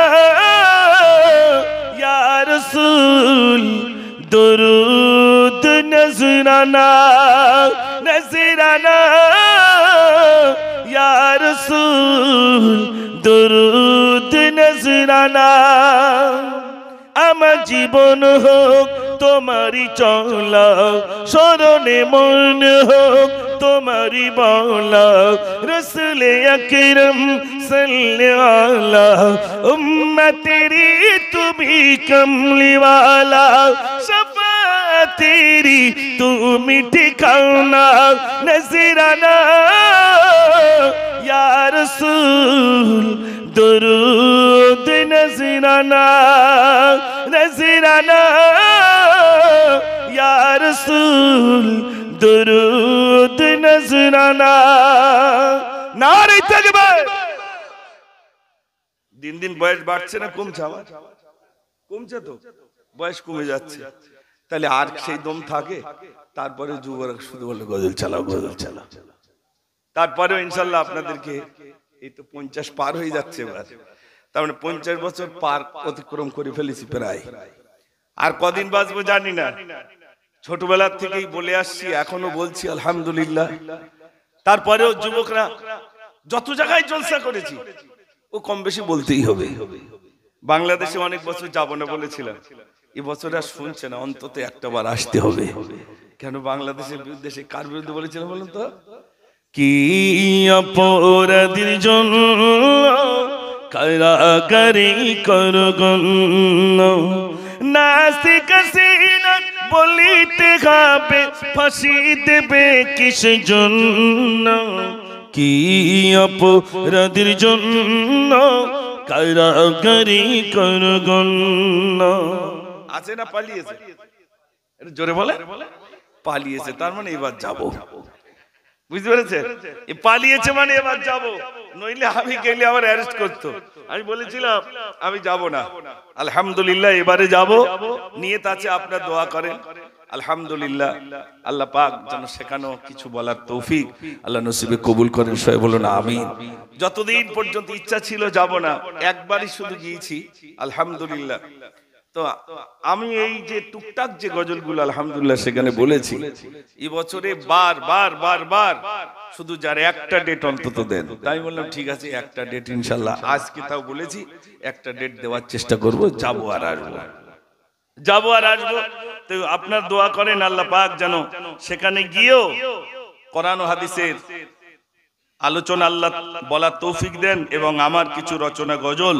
আল্লাহ যেন সেখানেও বলার তৌফিক নসিবে কবুল করেন সবাই বলুন আমিন আমি এই পর্যন্ত অনেক গজল আল্লাহ পাক লেখার সুযোগ দিয়েছেন যুবক ভাইরা আপনাদের জন্য অনেক গজল লিখেছি বাপ মা মারা গেলে ভাই মারা গেলে আমার আব্বা মারা গেছে আমার মা মারা গেছে আমার ভাই মারা গেছে তো এরকম তো অনেকের বাপ মা মারা গেছে না যায়নি ভাই গেছে তো ওই মনের এটা আল্লাহর কাছে দোয়া করা কবিতার ভিতর দিয়ে গজলের ভিতর দিয়ে একটু আল্লাহর কাছে দোয়া চাওয়া আমি সে গজলগুলো লিখেছি ইনশাআল্লাহ আপনাদের শোনাবো আর একটা গজল শোনাই কই যুবক ভাইদের আওয়াজ দেখলে শোনাবো নারে তাকবীর এরকম না এই আপনাদের এই জায়গাটার নাম কি হরিকাটি তাহলে হরিকাটি কি এরকম আমি তো এই প্রায় 5-6 বছর আসছি বলে মনে হয় তাহলে এরকম আওয়াজ হবে কেন জোরে আওয়াজ দেন নারে তাকবীর মাশাআল্লাহ আসমান সেজে উঠেছে চারিদিকে সুরভিত সুর আসবে যে রাগাবার কায়নাতি সরকার ডাক এসেছে তো প্রভু ইয়া রাসূল ইয়া রাসূল বলিবারে অনন্ত ঢেউ যেন বলছে ডেকে এসো হে বন্ধু আমার এসো হে বন্ধু আমার ইয়া রাসূল ইয়া রাসূল ইয়া রাসূল ইয়া রাসূল আসমান সেজে উঠেছে চারিদিকে সুরভিত সুর আসবে যে রাগাবার কায়নাতি সরকার ডাক এসেছে তো প্রভু ইয়া রাসূল ইয়া রাসূল বলিবারে অনন্ত ঢেউ যেন বলছে ডেকে এসো হে বন্ধু আমার ইসখী বন্ধু আমার। একবার আওয়াজ দেন তো দেখি, নারে তাকবীর। আরো জোরে দেন, নারে তাকবীর। আগামী দিনে শহীদ মিনারে বা রানী রাসমণি রোডে বা ব্রিগেডে যদি ওয়াকফ সম্পত্তিকে কেন্দ্র করে যদি ডাক দেয়, আমরা যেতে রাজি আছি তো ইনশাআল্লাহ। আর আমি বলছি আপনাদের কাছে, কোন সংগঠনের দিকে তাকিয়ে লাভ নেই। কে ডেকেছেন না ডেকেছেন ওটা নয়, যেই ডাকুক যদি একটু শামিল হতে পারি ওটা আমার দায়িত্ব ছিল, ঠিক কিনা ভাই? যে সংগঠনেই ডাকুক। আর এখন আর ওই ভিন্ন ভিন্ন দলে বিভক্ত হয়ে লাভ নেই। এখন সব আমরা কলমাওয়ালা মুসলমান, ঠিক কিনা ভাই? এখন আর বিভক্ত হয়ে লাভ নেই। আমার ভাইরা জানেন, যারা মসনদে বসে আছেন তারা ভালো সংবাদ রাখেন। মুসলমানের ভিতরে অনেক দল আছে, অনেক দলে তারা বিভক্ত হয়ে আছে। অতএব পেটাই করাটা আমাদের জন্য সহজ, ঠিক কিনা ভাই? যখন মুসলমান ভিন্ন ভিন্ন দলে বিভক্ত হয়ে যাবে, পেটাই করাটা সহজ হবে না ভাই? আর যখন আমরা এক ইউনিটির ভিতরে থাকবো, এক ছায়াতলে থাকবো, তখন কিন্তু আমাদের উপরে আঘাত আসাটা অনেকখানি কষ্ট হবে। এই মুসলমানের ইউনিটি আছে, ঠিক কিনা ভাই? মসজিদে যেমন নামাজ পড়তে গেলে কে গরিব, কে অসহায়, কে ধনী, কে রাজা, কে আমির, ওসব কোনো দেখার বেলায় নেই, সব কাতারে সমান, ঠিক কিনা ভাই? ঠিক ওই রকম কে আহলে হাদিস, কে বেরেলি, কে আজানগাছি, কে ফুরফুরা, কে দেওবন্দি, ওসব দেখে লাভ নেই। এখন আসুন এই ময়দানে ঝাঁপিয়ে ওয়াকফ সম্পদ শুধু তবলিগের নয়, শুধু ফুরফুরার নয়, শুধু আজানগাছির নয়, শুধু বেরেলির নয়, শুধু আহলে হাদিসের নয়, এটা সবার, ঠিক কিনা ভাই? এটা সবার। অতএব ঝাঁপিয়ে পড়তে হবে সকলকে, সকলকে এগিয়ে আসতে হবে। এজন্য আগামী 28 তারিখে শহীদ মিনারে একটা সমাবেশ আছে, আবার রানী রাসমণি রোডে। কালকে আপনার শহীদ মিনারে সমাবেশ আছে, যাবেন আমার ভাইরা, যাওয়ার চেষ্টা করবেন। এটা আমাদের ঈমানি দায়িত্ব, ঠিক বলছি না ভুল বলছি ভাই? যাবেন সোনার ভাইরা, এটা আমাদের বিরাট দায়িত্ব। আমি কিচ্ছু না জানলেও অন্তত যদি যেতে পারি, আল্লাহর কাছে তো বলতে পারবো, আল্লাহ তোমার ঘরের জন্য, তোমার হাবিবের ঘরের জন্য, ওই কবরস্থানে আমাদের বাপ মারা শুয়েছিল বা আমরা শুয়েছিলাম, আমাদের ওই জমিনকে রক্ষার জন্য। হিন্দুস্তানের বাদশাহ, হিন্দুস্তানের যে সরকার, তারা আমাদের উপরে বিরাট ভাবে জুলুম করেছে, আল্লাহ অন্তত রুখে দাঁড়িয়েছে। এটা বলতে পারবো কিনা ভাই? হ্যাঁ, আবরা বাদশাহ আপনারা জানেন কাবা বাইতুল্লাহ ভাঙার জন্য আসছিল, আর আসতে যে যখন কি কারণে আসছিল, সে একটা নকল কাবা তৈরি করেছিল। আজ থেকে তোমরা সব আমাদের এখানে তোয়াব করবে। তো মানুষ ওই দর্শন করতে গিয়ে দর্শনার্থীরা সব পায়খানা করে এসেছে সেই ঘরে। সারা দিয়াল, সারা জায়গা যখন পায়খানা, দোষ হবে কাদের ভাই? মুসলমানের ওই কাবাওয়ালারা। আমরা একটা তৈরি করেছি, তাই ওরা জোর করে আমাদের এখানে পায়খানা করলো, ওই ঘরকে ভাঙবো। তাই ভাঙার জন্য যাচ্ছে। প্রথমে আব্দুল মুত্তালিবের উটগুলোকে গ্রাস করলো, বন্দি করলো। আব্দুল মুত্তালিব ডাইরেক্ট গিয়ে বলছেন, আমার উট ছেড়ে দেন। বলছে, আরে আমি তো ভাবছিলাম তুমি ভালো বুদ্ধিমান মানুষ, তোমার উটগুলোকে কবজা করেছি যাতে তুমি নত হয়ে যাও। বলছে, শোনেন, ও কাবার মালিক আমি না। কাবার মালিক কে? আল্লাহ। অতএব দায়িত্বটা তার, ও দায়িত্ব আমার নেই। একটু জোরে বলুন না সুবহানাল্লাহ। কেমন ইমানি শক্তি দেখেন। বলছেন, ওর দায়িত্ব আমার নেই, ওর মালিক আমি না, ওর যিনি মালিক তিনি। আমি হচ্ছে উটের মালিক, উটটা বাদ দিয়ে দেন। আবরা বাদশাহ সে খতম হয়েছে না হয়নি ভাই? জোরে বলেন। ছোট্ট নুড়ি নুড়ি পাথর দিয়ে শেষ হয়ে গেছে। মনে রাখতে হবে, এ পর্যন্ত মুসলমানের উপরে যারাই জুলুম করেছে, যারাই বিভিন্ন দিক দিয়ে আঘাত আনার চেষ্টা করেছে, তারা নিজেরাই খতম হয়েছে। হয়েছে না হয়নি? আপনারা জানেন, এনআরসি করে মুসলমানদের ভিতরে একটা বিরাট ভয় ঢুকিয়ে দিয়ে, আর তাদেরকে বিরাট ভাবে ভয় করে নাগরিকত্ব ছিনিয়ে নেওয়ার জন্য তারা আওয়াজ তুলেছিল আর বলেছিল, আমরা মুসলমানদেরকে তো তাড়াচ্ছি না, আমরা অনুপ্রবেশকারীদেরকে তাড়াচ্ছি। কাগজপত্র সব ঠিক থাকলেও আমি যদি চেয়ারে থাকি বলি ঠিক নেই, আপনি কিছু করতে পারবেন ভাই? একটু জোরে বলেন।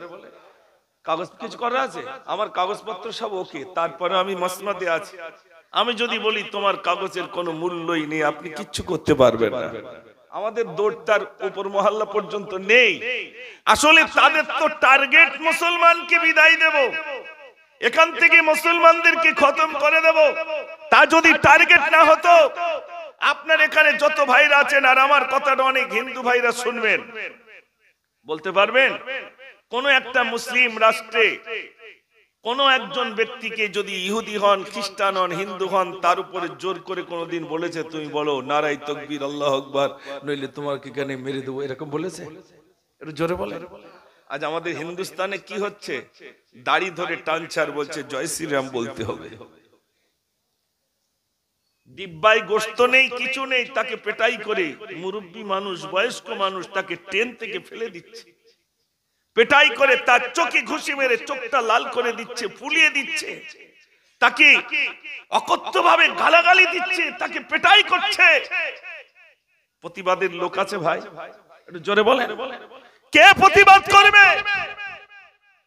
আপনারা জানেন আরজিকর নিয়ে কত প্রতিবাদ হলো। একটা মহিলা যদি এটা না জানি কোন মুসলমান হতো, কি সর্বনাশ হয়ে যেত তার ঠিক নাই। ঠিক কিনা ভাই? শুধু গন্ধ শুকছে, মুসলমানের গন্ধ কোথায়? আরে মুসলমানের গন্ধ ওখানে নাই, মুসলমানের গন্ধ এই হিন্দুস্তান ইংরেজদের হাত থেকে মুক্ত করার জন্য হাজার হাজার আলেম আর মুসলমান রক্ত দিয়েছে। জমিন খুললে মুসলমানের রক্তের গন্ধ পাওয়া যায়। ঠিক কিনা ভাই? আজ আমরা আমার যুবক ভাইদের, বাবাজিদের কাছে বলছি, আমরা নিজের চেয়ারকে অটুট রাখার জন্য কত মুসলমানের জীবনকে আমরা শেষ করে দিচ্ছি। নিজের আপনার রংটাকে টিকবার জন্য কত মানুষকে খতম করে দিচ্ছি। করবেন না দয়া করে। আমার ভাইরা, আমাদেরকে নিয়ে ব্যবহার করা হচ্ছে। আমরা হলাম ফুটবল, যেভাবেই লাথি মারে আমরা সেভাবেই গড়িয়ে যাচ্ছি। ফুটবলের মতো মুসলমানকে ব্যবহার করা হচ্ছে, আর মুসলমানকে বলা হচ্ছে অমুক জায়গায় যা, তুই বোল্ড আউট করে দে, তোর এই দেবো। ঠিক বলছি না ভুল বলছি? মুসলমানকে দিয়ে ব্যবহার করানো হচ্ছে। যখন গণনা হবে কে যাবে, মুজাফফর যাবে, অমুক যাবে, তুই লড়ে যা, তারপরে আমি আসি তো। আর মুসলমান মুজাফফর এমন বুদ্ধি, একটা ঘর দেবে বলে দেয়নি, কিন্তু উরি জ্বালায়, বাবারে কি জিন্দাবাদ, মাটি খুঁড়ি ফেলছে। এরা মুসলমান আছে না? না। ও সোনার ভাইরা, আজ নিজের অস্তিত্ব চলে যায়। কার জন্য লড়েছি, কার সিংহাসন রাখার জন্য নিজের জীবন দিচ্ছি, কাকে বোম মারছি, কাকে গুলি করছি, কোন ভাইকে খতম করছি, একবার বিবেককে জিজ্ঞাসা করো। কার মসনদটাকে মজবুত করার জন্য আমি ময়দানে নেমেছি, একটু নিজে চিন্তা করুন। আজ নিজের অস্তিত্ব আর থাকে না। ভাইরা, দুঃখের কথা কিছু আপনাদের কাছে শেয়ার করে গেলাম। এ তো আমি মুজাফফর, আমার এই স্বল্প আপনার জ্ঞানে আপনাদের কাছে আমি শুধু এটা বোঝানোর জন্য চেষ্টা করছি। ওয়াকফ সম্পদ নিয়ে সামান্য কিছু শুনিয়েছি, যাতে করে আপনারা সচেতন হন, যাতে করে আপনাদের ভিতরে অন্তত ওয়াকফ সম্পদটা কি এটা অন্তত নিজেদের ভিতরে আসুক। আমরা এলান করেছি প্রতিটা মসজিদের ইমাম সাহেব যেন তিনি মসজিদে খুতবার পরে কি খুতবার আগে তিনি যেন মুসলমানদেরকে সচেতন করেন, আর নিজেদের ভিতরে ফাসাদ করার দিন আর নেই, আর ঝামেলা করার দিন নেই। মসজিদগুলো, মাদ্রাসাগুলো, খানকাগুলো, দরবারগুলো এত টাকা খরচা করে আমরা আমাদের কবরস্থানগুলো সাজিয়ে রেখেছি, এত টাকা খরচা করে মাদ্রাসাগুলো তৈরি করেছি। ওরা বুঝেছে যদি আলেম তৈরি হয়, হাফেজ তৈরি হয়, কেন ইংরেজরা ভেবেছিল, ঠিক ইংরেজদের কৌশল, ইংরেজরা ভেবেছিল আলেম দেখো তাদের কল্লাটা কেটে কেটে গাছে ঝোলাও। কেন? একজন আলেমের দ্বারস্থ হাজার হাজার মুসলমান, একটা আলেমের কথায় তানারা বসেন, তানারা আলোচনা শোনেন। অতএব ওই আলেমের অনুসারী হয়ে থাকে হাজার হাজার মানুষ, ওই আলেমটাকে কেটে দিলেই, মেরে দিলেই, তাহলে এই অনুসারীগুলো সব তাদের মুখ, তাদের সমস্ত কিছু স্তব্ধ করা যাবে। এটা ছিল ইংরেজদের কৌশল। আজও তারা চিন্তা করেছে ওই কোরআন শরীফগুলো ছিনিয়ে কিভাবে নেওয়া যায়। ওই মাদ্রাসাগুলো যদি বন্ধ করে দেওয়া যায় তাহলে হাফেজ বন্ধ হয়ে যাবে। ওই মাদ্রাসাগুলো যদি বন্ধ করে দেওয়া যায় তাহলে মাওলানা বন্ধ হয়ে যাবে। তাহলে কিভাবে বন্ধ করবে? না, আগে তাদের জমিনগুলো কেড়ে নাও, অলরেডি কি হয়ে যাবে? জোরে বলে, বন্ধ হয়ে যাবে। ওই জায়গা তো আমার না, ওই জায়গা তো আমার না। পিডব্লিউ জায়গায় যদি ঘর বাঁধে থাকবে বলে মনে হয়? কতক্ষণ জোট থাকে, কতক্ষণ জোট থাকে। তাই আমি আপনাদের কাছে বলতে চাই, ভাই, জাতকে বাঁচানোর লক্ষ্যে এই সমাজকে আগিয়ে নিয়ে যেতে গেলে ময়দানে নামতে হবে। হিন্দুস্তানের বুকে আমরা বসবাস করছি, করব, তবে সিংহের মতো থাকবো, ওই বকরির মতো, ভেড়ার মতো আমরা জীবন যাপন করতে চাই না। কেননা আমাদের পূর্বপুরুষরা 750 বছর এই হিন্দুস্তানকে তারা রাজত্ব করে গেছেন, নেতৃত্ব দিয়ে গেছেন। আমরা হলাম তাদেরই অনুসারী, আমরা হলাম তাদেরই বংশের, ঠিক কিনা ভাই? যারা 750 বছর রাজত্ব করেছেন তারা কারা? এই মুসলমান। অতএব আমরা তানাদের উত্তরসূরি, আমরা দেশ চালাতে পারি। আমরা ওই ভেড়ার মতো, বিড়ালের মতো জীবন যাত্রা করতে চাই না। যতদিন বাঁচবো আর যতদিন হিন্দুস্তানে থাকবো, এই হিন্দুস্তান আমাদের, এই হিন্দুস্তান সবার, এই সর্বধর্মের হিন্দুস্তান। আমরা হিন্দুস্তানকে ভালোবাসি, আমরা প্যার করি, মহব্বত করি। তাই আমরা মারা গেলে আমাদের বডিটাও পর্যন্ত হিন্দুস্তানের মাটিতে দাফন করা হয়, ঠিক কিনা ভাই? আমরা বেঁচেও যেমন হিন্দুস্তানে থাকি, মরার পরে কোথায় থাকি? আমাদের বডিটা কোথায় থাকে? হিন্দুস্তানেই থাকে। তাহলে আমরা হিন্দুস্তানকে প্যার করি না? জোরে বলেন, এই হিন্দুস্তানকে আমরা প্যার করি, মহব্বত করি। অতএব আমার যে সমস্ত যুবক ভাইরা রয়েছেন, আমি আপনাদের কাছে বলবো, আপনারাই পারেন আগিয়ে যেতে। আপনাদের স্লোগান, আপনাদের মুখের আওয়াজ, আপনাদের তাকবীরের ধ্বনি হয়তো সেদিন মোদী সরকারের মসনদ কেঁপে যেতে পারে। পারে না? পারে না ভাই? জোরে বলে। যুবকদের হুঙ্কার, যুবকদের তাকবীর ধ্বনি, যুবকদের ময়দানে নামা, সেদিন কিন্তু সরকার বুঝবে। আরে আমি চেয়েছিলাম এক, হয়ে গেছে আর এক সমস্ত। তবে হ্যাঁ, আমার মনে হয় মাঝে মাঝে এইরকম একটু গুতগাতা দিলি, মুসলমানরা যখন বিভিন্ন দলে বিভক্ত হয়ে যায়, এই গুতো দেওয়ার পরে আবার সব এক হতে চায় না, চায় না ভাই? জোরে বলে। তখন মুসলমান এক হয়ে যায়, আর ভিন্ন ভিন্ন দলে বিভক্ত না হয়ে একই, বরং কেন না, আমাদের পায়ের তলার জমিনটা পর্যন্ত তারা কেড়ে নেওয়ার ষড়যন্ত্র করছে। তাই আমি আপনাদের কাছে বলতে চাই, আগামী কাল আপনার সবাই জানেন যে আবার রানী রাসমণি রোডে আপনার সেখানেই একটি বিরাট প্রতিবাদ সভার আয়োজন করা হয়েছে। আমরা সবাই যাব ইনশাআল্লাহ। এটা সবাই বলুন ইনশাআল্লাহ। জি, আল্লাহ যেন যাওয়ার তৌফিক আমাদের নসিবে কবুল করেন, সবাই বলুন আমিন। এবং গজলও দুটি একটি শোনাবো ইনশাআল্লাহ। তবে প্রতিবাদী গজলটা ইনশাআল্লাহ 2-1 দিনের মধ্যে দেখবেন ইনশাআল্লাহ আপনারা পেয়ে যাবেন। কারণ সেটা সবে রেকর্ডিং হবে তো, আর সেভাবে আমি আনিনি, সেটা রিহার্সাল দেওয়ার একটা ব্যাপার আছে, ভালো করে দিয়ে তারপরে ইনশাআল্লাহ পেয়ে যাবেন যুবক ভাইরা। আর আমার চ্যানেল তো অনেকের সব সাবস্ক্রাইব করা আছে, মুজাফফর অফিশিয়াল। 2-3 দিনের ভিতরে ইনশাআল্লাহ পেয়ে যাবেন। একটু জোরে তাকবীর ধ্বনি দেন দেখি, নারে তাকবীর। এরকম তাকবীর দিলে কি করে হবে? আরেকটু জোরে দেন, নারে তাকবীর।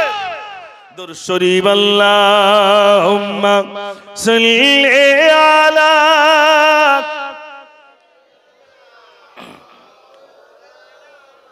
ওয়া আলা আলি সাইয়্যিদিনা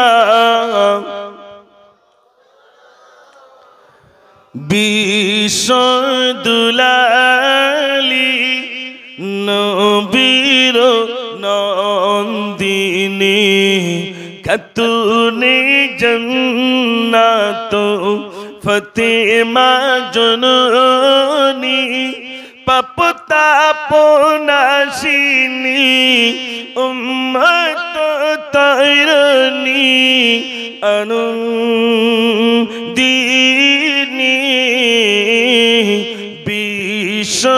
বিশ্বদুলালি নবীর নন্দিনী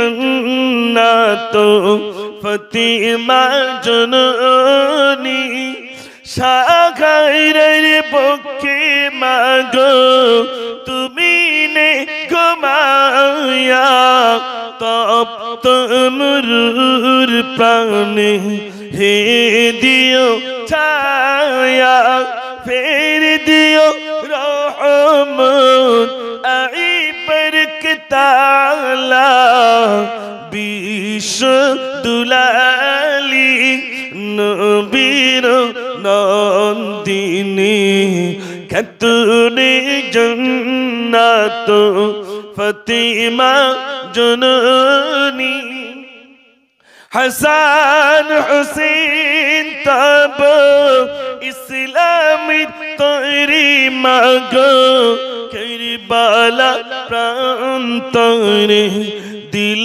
বলি দান বিশ্বদুলালি নবীর নন্দিনী খাতুনে জান্নাত ফাতিমা জননী। একবার আওয়াজ দেন নারে তাকবীর, আর একটু জোরে নারে তাকবীর। তবে আগে থেকে বলে দিচ্ছি আজ কিন্তু 11টায় শেষ হবে, কেন না জি হ্যাঁ আমি ওই জন্য একটু বলতে চাচ্ছিলাম কার কি রিকোয়েস্ট আছে ওগুলো বলেন না, তো আর 11টার পরে আর তো থাকা যাবে না। জি 11টায় দোয়া করে দেবো ইনশাল্লাহ, 11টার ভিতরে ইনশাল্লাহ দোয়া হয়ে যাবে। তো আমার ভাই যারা একটা রিকোয়েস্ট করেছেন এই কথাটা একটু বলেন, সেটা হলো ওই নাই মোর সুখ দুঃখ নাই রে পিয়াস বুক দুনিয়া দেখুক আজ কেমনে, আমি বলে দিয়েছি কোরআনে নাই মোর দিন রাত নাই মোর পাহাত নাই মোর মা বাপ রে, তাই আমি আল্লাহ আহাদ রে মোর বন্ধু মুহাম্মদ রে। জোরে বলো না সুবহানাল্লাহ। তোমরা বলতে পারো এই সাথে আসমান কেমন করে টাঙিয়ে রাখা, এই আসমানের কোলে শূন্য দলে চন্দ্র সূর্য কি পাওনা দেখা, আমি কত জ্ঞানী মেঘে রাখি পানি দেখো মোর কুদরত রে, তাই আমি আল্লাহ আহাদ রে মোর বন্ধু মুহাম্মদ রে। একটু জোরে বলো না সুবহানাল্লাহ। তারপর লিখেছিলাম কয়লা ধুলে ময়লা যাই না হীরা রাখি ওই কয়লা, জোনাকি রঙে আমি আলো জ্বালাই মান কি জ্বালাই সাপের মাথায়, ঝিনুকে মতি বিনা তেলে বাতি দেখো আসমানের ওই চাঁদিরে, তাই আমি আল্লাহ আহাদ রে মোর বন্ধু মুহাম্মদ রে। জোরে বলো না সুবহানাল্লাহ, নারে তাকবীর। মাশাআল্লাহ অনেক গজল তো শোনালাম নাকি, আর রিকোয়েস্ট কিছু আছে নাকি? কি কোনটা দেখেছেন? আমি জানি ভাইরা বলবে ওই গজলগুলো বলতে। জি ওই তো শেষ করে দিয়েছি আসলে কতটা বলবে দেখেছেন ভাই, তার মানে পুরো মুখস্থ করে গেছে। হ্যাঁ আসলে দেখেন এটাই সব থেকে বড় জিনিস আমি মনে করি। আমি মুজাফফর একদিন মারা যাব, এটা আমার এই অনেক লেখা গজল আলহামদুলিল্লাহ। যে সমস্ত ভাইরা এই জানি গতকালকে তোমার হুজুর এই গজলটা একটু বলেন কোনটা, একটু দেখে বলছি আপনাদের। সেই কবে সেই স্কাই বলতো না, আজ দুঃখ নেব না খুশি নেব খোদা গো তুমি দাও না বলে, আজ এই দিনেতে রসুল লো এই দিনে বিদায় নিলে, আজ দুঃখ নেব না খুশি নেব খোদা গো তুমি দাও না বলে, সৃষ্টির প্রথমে সৃষ্টি যিনি আরশে মুআল্লায় রেখে তরে বিশ্বনি কিলে জানিয়ে দিল পাঠাবো এমন মোর দিলওয়ারে সেই রূপ দেখিলে বিশ্ব জাহান মোর সেই রূপ দেখিলে বিশ্ব জাহান মোর সিজদা করিবে দুলে দুলে আজ দুঃখ নেব না খুশি নেব খোদা গো তুমি দাও না বলে আল্লাহ বলে মোর হাবিব আপন ধুলির ধৈরাই করিবে গমন তোমারি এই জান করিবে হরণ কুল মখলুকে কে গো নাহি এমন আমার ইরাদা পূর্ণ হলে আমার ইরাদা পূর্ণ হলে মোর কাছে তুমি আসিবে চলে আজ দুঃখ নেব না খুশি নেব খোদা গো তুমি দাও না বলে নারী থাকবে। আবার অনেকে বলবে আচ্ছা আমি বলছি আবার অনেকেই বলবে কি জানেন যে তুমি খিদিরপুরি গেলে এই হরিকাটি গেলে অনেকটা গজল বলেছো আবার আমার এখন কম বলতেছো ঠিক মনে করে রেখে দেবে এই জন্য আমার ভাই যেটা বলতে বলেছেন এটা একটু বলে নেই তারপর ওই গজলটা বলে ইনশাল্লাহ দোয়া হবে। ভাই বলছিলেন কোনটা বাপের সেবা মায়ের সেবা করে আমার মন তাদের দোয়া পাওয়ার তরে সারাটি জীবন বাপের পায়ে মায়ের পায়ে বেহেশতি যে আমার তাদের চোখে খুশির ঝলক আমি খুশ বাগান ওদের ঠোঁটে মিষ্টি হাসি হীরের দুটি মা ওদের মন খুশি হলে আল্লাহ রাজি হয়। নারী থাকবে। পরিশেষে একটা কথা বলে যাই সেটা হলো আপনারা এই যে টাকা পয়সা জলসা আসলে আমাকে একটা দেন টাকা পয়সাগুলো নিয়ে কি করি আলহামদুলিল্লাহ দুটি মাদ্রাসা করার সুযোগ আল্লাহ আমাকে দিয়েছেন একটা হলো বালিকা মাদ্রাসা আর একটা ছেলেদের মাদ্রাসা এই দুটো মাদ্রাসা মিলে প্রায় 200টি বাচ্চা আল্লাহ পাক পোষার সুযোগ দিয়েছেন কম বেশি বিরাট আয়তন না হলেও এই 200টা সন্তান অপরের সন্তানকে নিজের ছেলে করার আল্লাহ সুযোগ দিয়েছেন ছেলে মেয়ে করার তা আমি আপনাদের কাছে বলবো যে আমি তো আপনাদের কাছে সেই ছোটবেলা থেকে একরকম গজল শোনাচ্ছি আপনাদের এলাকায় বড় হয়েছি এখান থেকে শিক্ষা অর্জন করেছি তা আমি আপনাদের কাছে একটা ছোট্ট দাওয়াত দিয়ে যাই আগামী 9 ফাল্গুন হয়তো আবার আসতে পারবো কিনা আর হরিকাটে আরেক জায়গায় আসছি ওখানেও বলে যাব আমার যুবক ভাইরা আপনারা যদি যান আমি প্রচন্ড খুশি হব ইনশাআল্লাহ আমি আপনাদের জন্য আপনারা যেরকম দাওয়াত দিলে আমি আসি আপনারা আমার জন্য নাস্তা পানির খাওয়া দাওয়ার ব্যবস্থা করেন আমি আপনাদেরকে দাওয়াত দিয়ে যাচ্ছি আপনাদের টাকার জন্য আমি দাওয়াত দিচ্ছি না কেন জানেন আমার ওখানে চতুর্ধারে আমার হিন্দু কাকারা আছেন কিন্তু মুসলমান একটু কম আমার গ্রামে আপনারা গেলে তাহলে জায়গাটা ভরপুর হয়ে যাবে ইনশাআল্লাহ আমি টাকা চাইছি না যে ওখানে গিয়ে বিরাট টাকা দিয়ে আসতে হবে কিন্তু আপনাদের আগমন চাইছি আপনারা যাবেন আর খাওয়া দাওয়া করে আসবেন আপনাদের সকলের জন্য খানা পিনার ইন্তজাম করি আমার ইউটিউবার ভাইরা রয়েছেন জানারা ওনারা প্রতি বছর যান একজন যুবক ভাই বা জানারা আছেন লিডার হয়ে গেলে তাহলে এর পরের বছরে আবার এসে কিছু গজল শোনাবো আর যদি না যান তাহলে হয়তো আমার রীতি করে দিতে হবে কেন বলেন তো যারা যাচ্ছে তাদের কাছে যেতে হচ্ছে আর আপনাদের এখানে পর পর 5 বছর 6 বছর আসছি অথচ আমার এই হরিকাটির যুবক ভাইরা যায় না তাতে কি আনন্দ হবে বলে মনে হয় একটু জোরে বলেন তো আমার ভাইরা যাবেন তো ইনশাআল্লাহ এরকম আওয়াজ হচ্ছে? একটু জি একটু জোরে বলুন না ইনশাআল্লাহ। আর আমার ভাই বলে যাচ্ছি, ভাইয়ারটা এখান থেকে গাড়ি করে দেবে, এই 107 হোক, ওইসব কি হাতি গাড়ি না কি আছে না, হ্যাঁ ইনশাআল্লাহ এক গাড়ি আপনারা যাবেন, যাবেন শুধু 10টার ভিতরে 11টার ভিতরে খাওয়া দাওয়া করে চলে আসবেন, সারা রাত থাকতে হবে না। আপনাদের সব খানা পিনার ইন্তজাম, বালিকা মাদ্রাসার পুরো উপরে নিচে সব খানা পিনার ইন্তজাম, একটা করে স্লিপ দিয়ে দেবো, আপনারা শুধু খাওয়া দাওয়া করে আসবেন, কিন্তু যেতে হবে ইনশাআল্লাহ। আর গিয়ে বলতে হবে আমরা সেই হরিকাটির প্লেয়ার, আমরা এসে গেছি, তাহলে আমি বুঝতে পারবো যে হরিকাটের থেকে, তাই তো নাকি?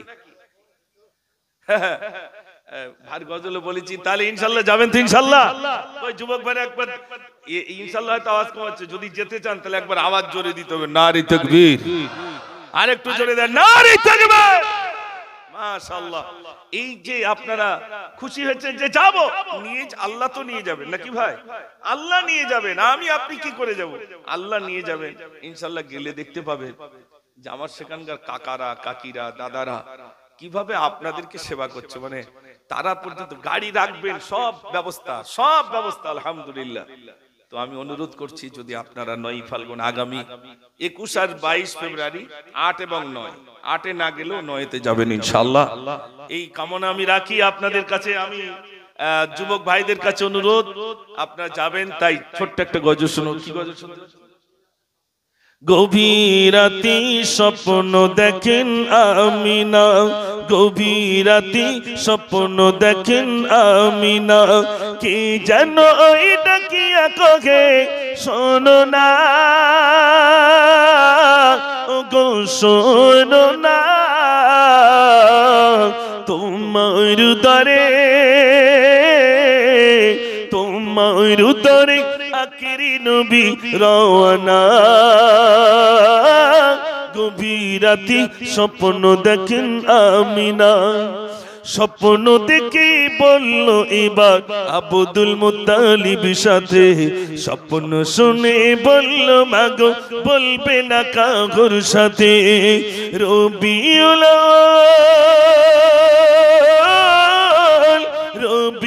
আউয়াল 12 তারিখ রওনা, ও গো রওনা, মোদের নবীজি, মোদের নবীজি কোলে দোলে দেখো না, গভীর রাতে স্বপ্ন দেখেন আমিনা। একবার তাকবীর দেন, নারে তাকবীর। আসুন সবাই প্যারা নবীর শানে একটু সালাম পড়ে নি, ইয়া নবী।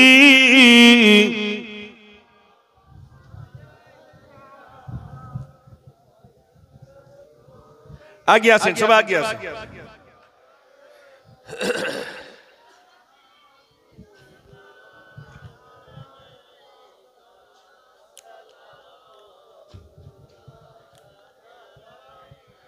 নবীজি আব্বা আব্দুল্লাহ, নবীজি আম্মা আমিনা, নবীজির দুধমা হালিমা, নবীজির রোজা মদিনা, ইয়া নবী সালামুন,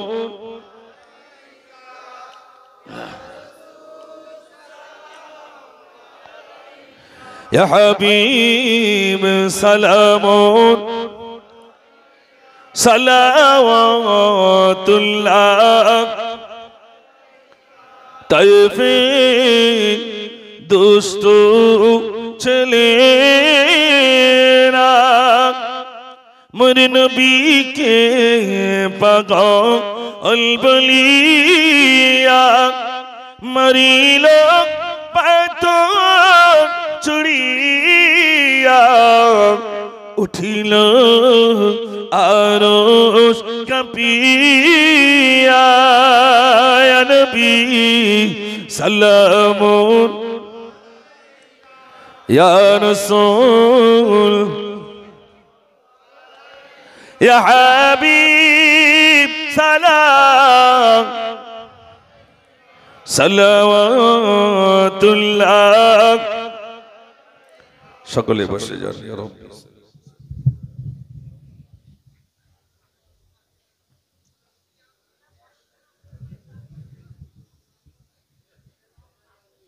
দরুশে পড়ুন আল্লাহুম্মা সাল্লি আলা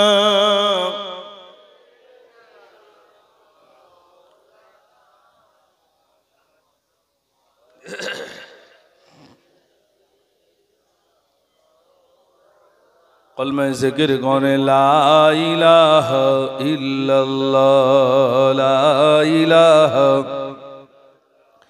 লা ইলাহা ইল্লাল্লাহ মুহাম্মাদুর রাসূলুল্লাহ আল্লাহুম্মা সাল্লি আলা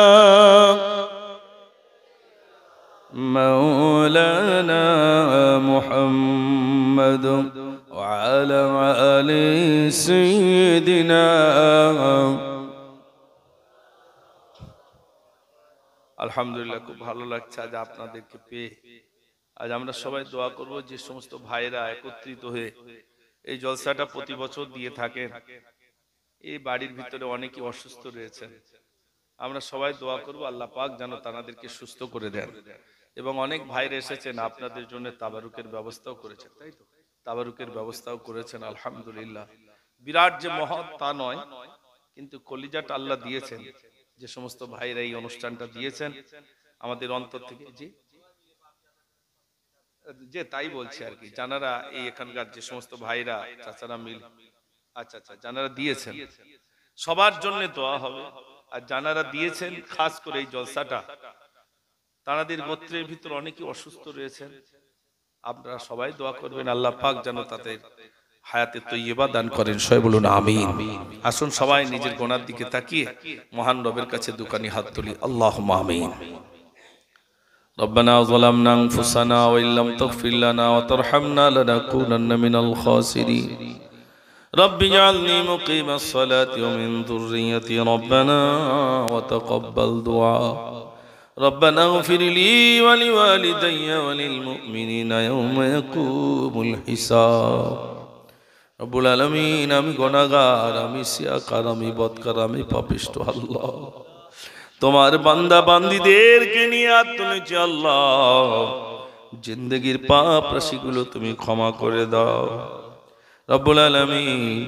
আল্লাহ আমাদের সম্পদগুলো, আমাদের পূর্বপুরুষদের রেখে যাওয়া সম্পদগুলো হরণ করার জন্য সরকার আল্লাহ তারা উঠে পড়ে লেগেছে বাবু। আল্লাহ তাদের ষড়যন্ত্র আল্লাহ তুমি দূর করে দাও। আয় আল্লাহ তাদের ষড়যন্ত্র আল্লাহ তুমি খতম করে দাও রব্বুল আলামিন। পৃথিবী শুরু থেকে নিয়ে পর্যন্ত মুসলমানের উপরে কত মানুষ অত্যাচার করতে চেয়েছে আল্লাহ, মুসলমানদেরকে খতম করতে চেয়েছে আল্লাহ রব্বুল আলামিন। তুমি তো বলেছো লা তাখাফ, বান্দা তুমি ভয় পেও না রব্বুল আলামিন। আল্লাহ তুমি বলেছো লা তাকনাতু মির রাহমাতিল্লাহ, বান্দা নিরাশ হোস না চা। আল্লাহ আমরা তোমার দ্বারস্থ হয়েছি মাবুদ। আল্লাহ তুমি আমাদের দোয়া মঞ্জুর করো, কবুল করো। আল্লাহ আমাদের উপরে যে জুলুম করছে আল্লাহ, এই জুলুম আল্লাহ তুমি তাদেরকে খতম করে দিও আল্লাহ রব্বুল আলামিন। যে ফাঁদ পেতেছে আল্লাহ সেই ফাঁদগুলো তুমি ছিন্ন বিচ্ছিন্ন করে দিও আল্লাহ রব্বুল আলামিন। আল্লাহ আমরা এতক্ষণ যাবত যা আলোচনা করেছি তুমি কবুল করো। যদি কেউ সওয়াব দিয়ে থাকো সর্বাগ্যে স্বরূপ তোমাকে নামদার তাজদারে মদিনা দুলহে মদিনা আহমদ মুজতবা মুহাম্মদুর রাসূলুল্লাহ সাল্লাল্লাহু আলাইহি ওয়াসাল্লামের পাক সবটুকু পৌঁছে দাও। হুজুরের আলা ওলাদ হযরত হাসান, হযরত হুসাইন, হযরত ফাতেমা রাদিয়াল্লাহু তাআলা হুজুরের পাক সবটুকু পৌঁছে দাও। আদম নবী থেকে নিয়ে পর্যন্ত যত নবীন, সিদ্দিকিন, শুহাদা, সালিহিন, আইম্মায়ে মুজতাহিদিন, মুতাকাদ্দিমিন, মুতাআখিরিন, বুজুর্গানে দ্বীন সকলেরই সবটুকু পৌঁছে দাও। খাস করে বগদাদ শরীফ, আজমির শরীফ, গুটিয়ারি জমিনে, মানিকতলার জমিনে, হাড়ুয়ার জমিনে, এমন করে ফুরফুরার জমিনে যত যশোর রয়েছেন সকলের সবটুকু পৌঁছে দাও। আল্লাহ মশাহের জমিন, আল্লাহ মাহিন, আল্লাহ বারুকুল আমিন রাহমাতুল্লাহ আলাইহি হুজুরের সবটুকু পৌঁছে দাও রব্বুল আলামিন। আমাদের বাপ মা, দাদা দাদি, নানা নানি, চাচা চাচি, মায়ে মুরব্বি যা গত হয়ে গেছেন আল্লাহ সকলের সবটুকু পৌঁছে দাও। আল্লাহ মহল্লাবাসীদেরকে আল্লাহ তুমি কবুল করো, তারা প্রতি বছর আমার মতো গুনাহগারকে আল্লাহ তারা নিয়ে আসেন। আল্লাহ রব্বুল আলামিন বড় মহব্বত করেন, প্যার করেন। আল্লাহ আমি গুনাহগার, তাদের জন্য দোয়া করি, জানি না আমার দোয়া তুমি মঞ্জুর করবে কিনা। এতগুলো মানুষ সবাই মিলে হাত তুলেছে আল্লাহ, কারণ না কারণ নিশ্চয়ই তুমি পছন্দ করো, তার ওসিলায় আমাদের দোয়া তুমি কবুল করে নাও। আল্লাহ মহল্লায় যা অসুস্থ রয়েছেন আল্লাহ তাদেরকে তুমি সুস্থ করে দিও। আল্লাহ যা জলসা দিয়েছে না জানা শোনার জন্য এসেছেন আল্লাহ, কাল কিয়ামতের দিনে জলসা না যাতে জরিয়া বানিয়ে দিও। কবুল করো, কবুল করো মনের বাসনা, খানায় কাবা না দেখি মরণ দিও না। ربنا تقبل دعانا ببركة النبي صلى الله عليه وسلم. سبحان ربك رب العزة عما يصفون وسلام على المرسلين والحمد لله رب العالمين. بحق لا إله إلا الله، لا إله إلا الله، لا إله إلا الله محمد رسول الله صلى الله عليه وسلم. আসসালামু আলাইকুম। সবাই এখানে বসে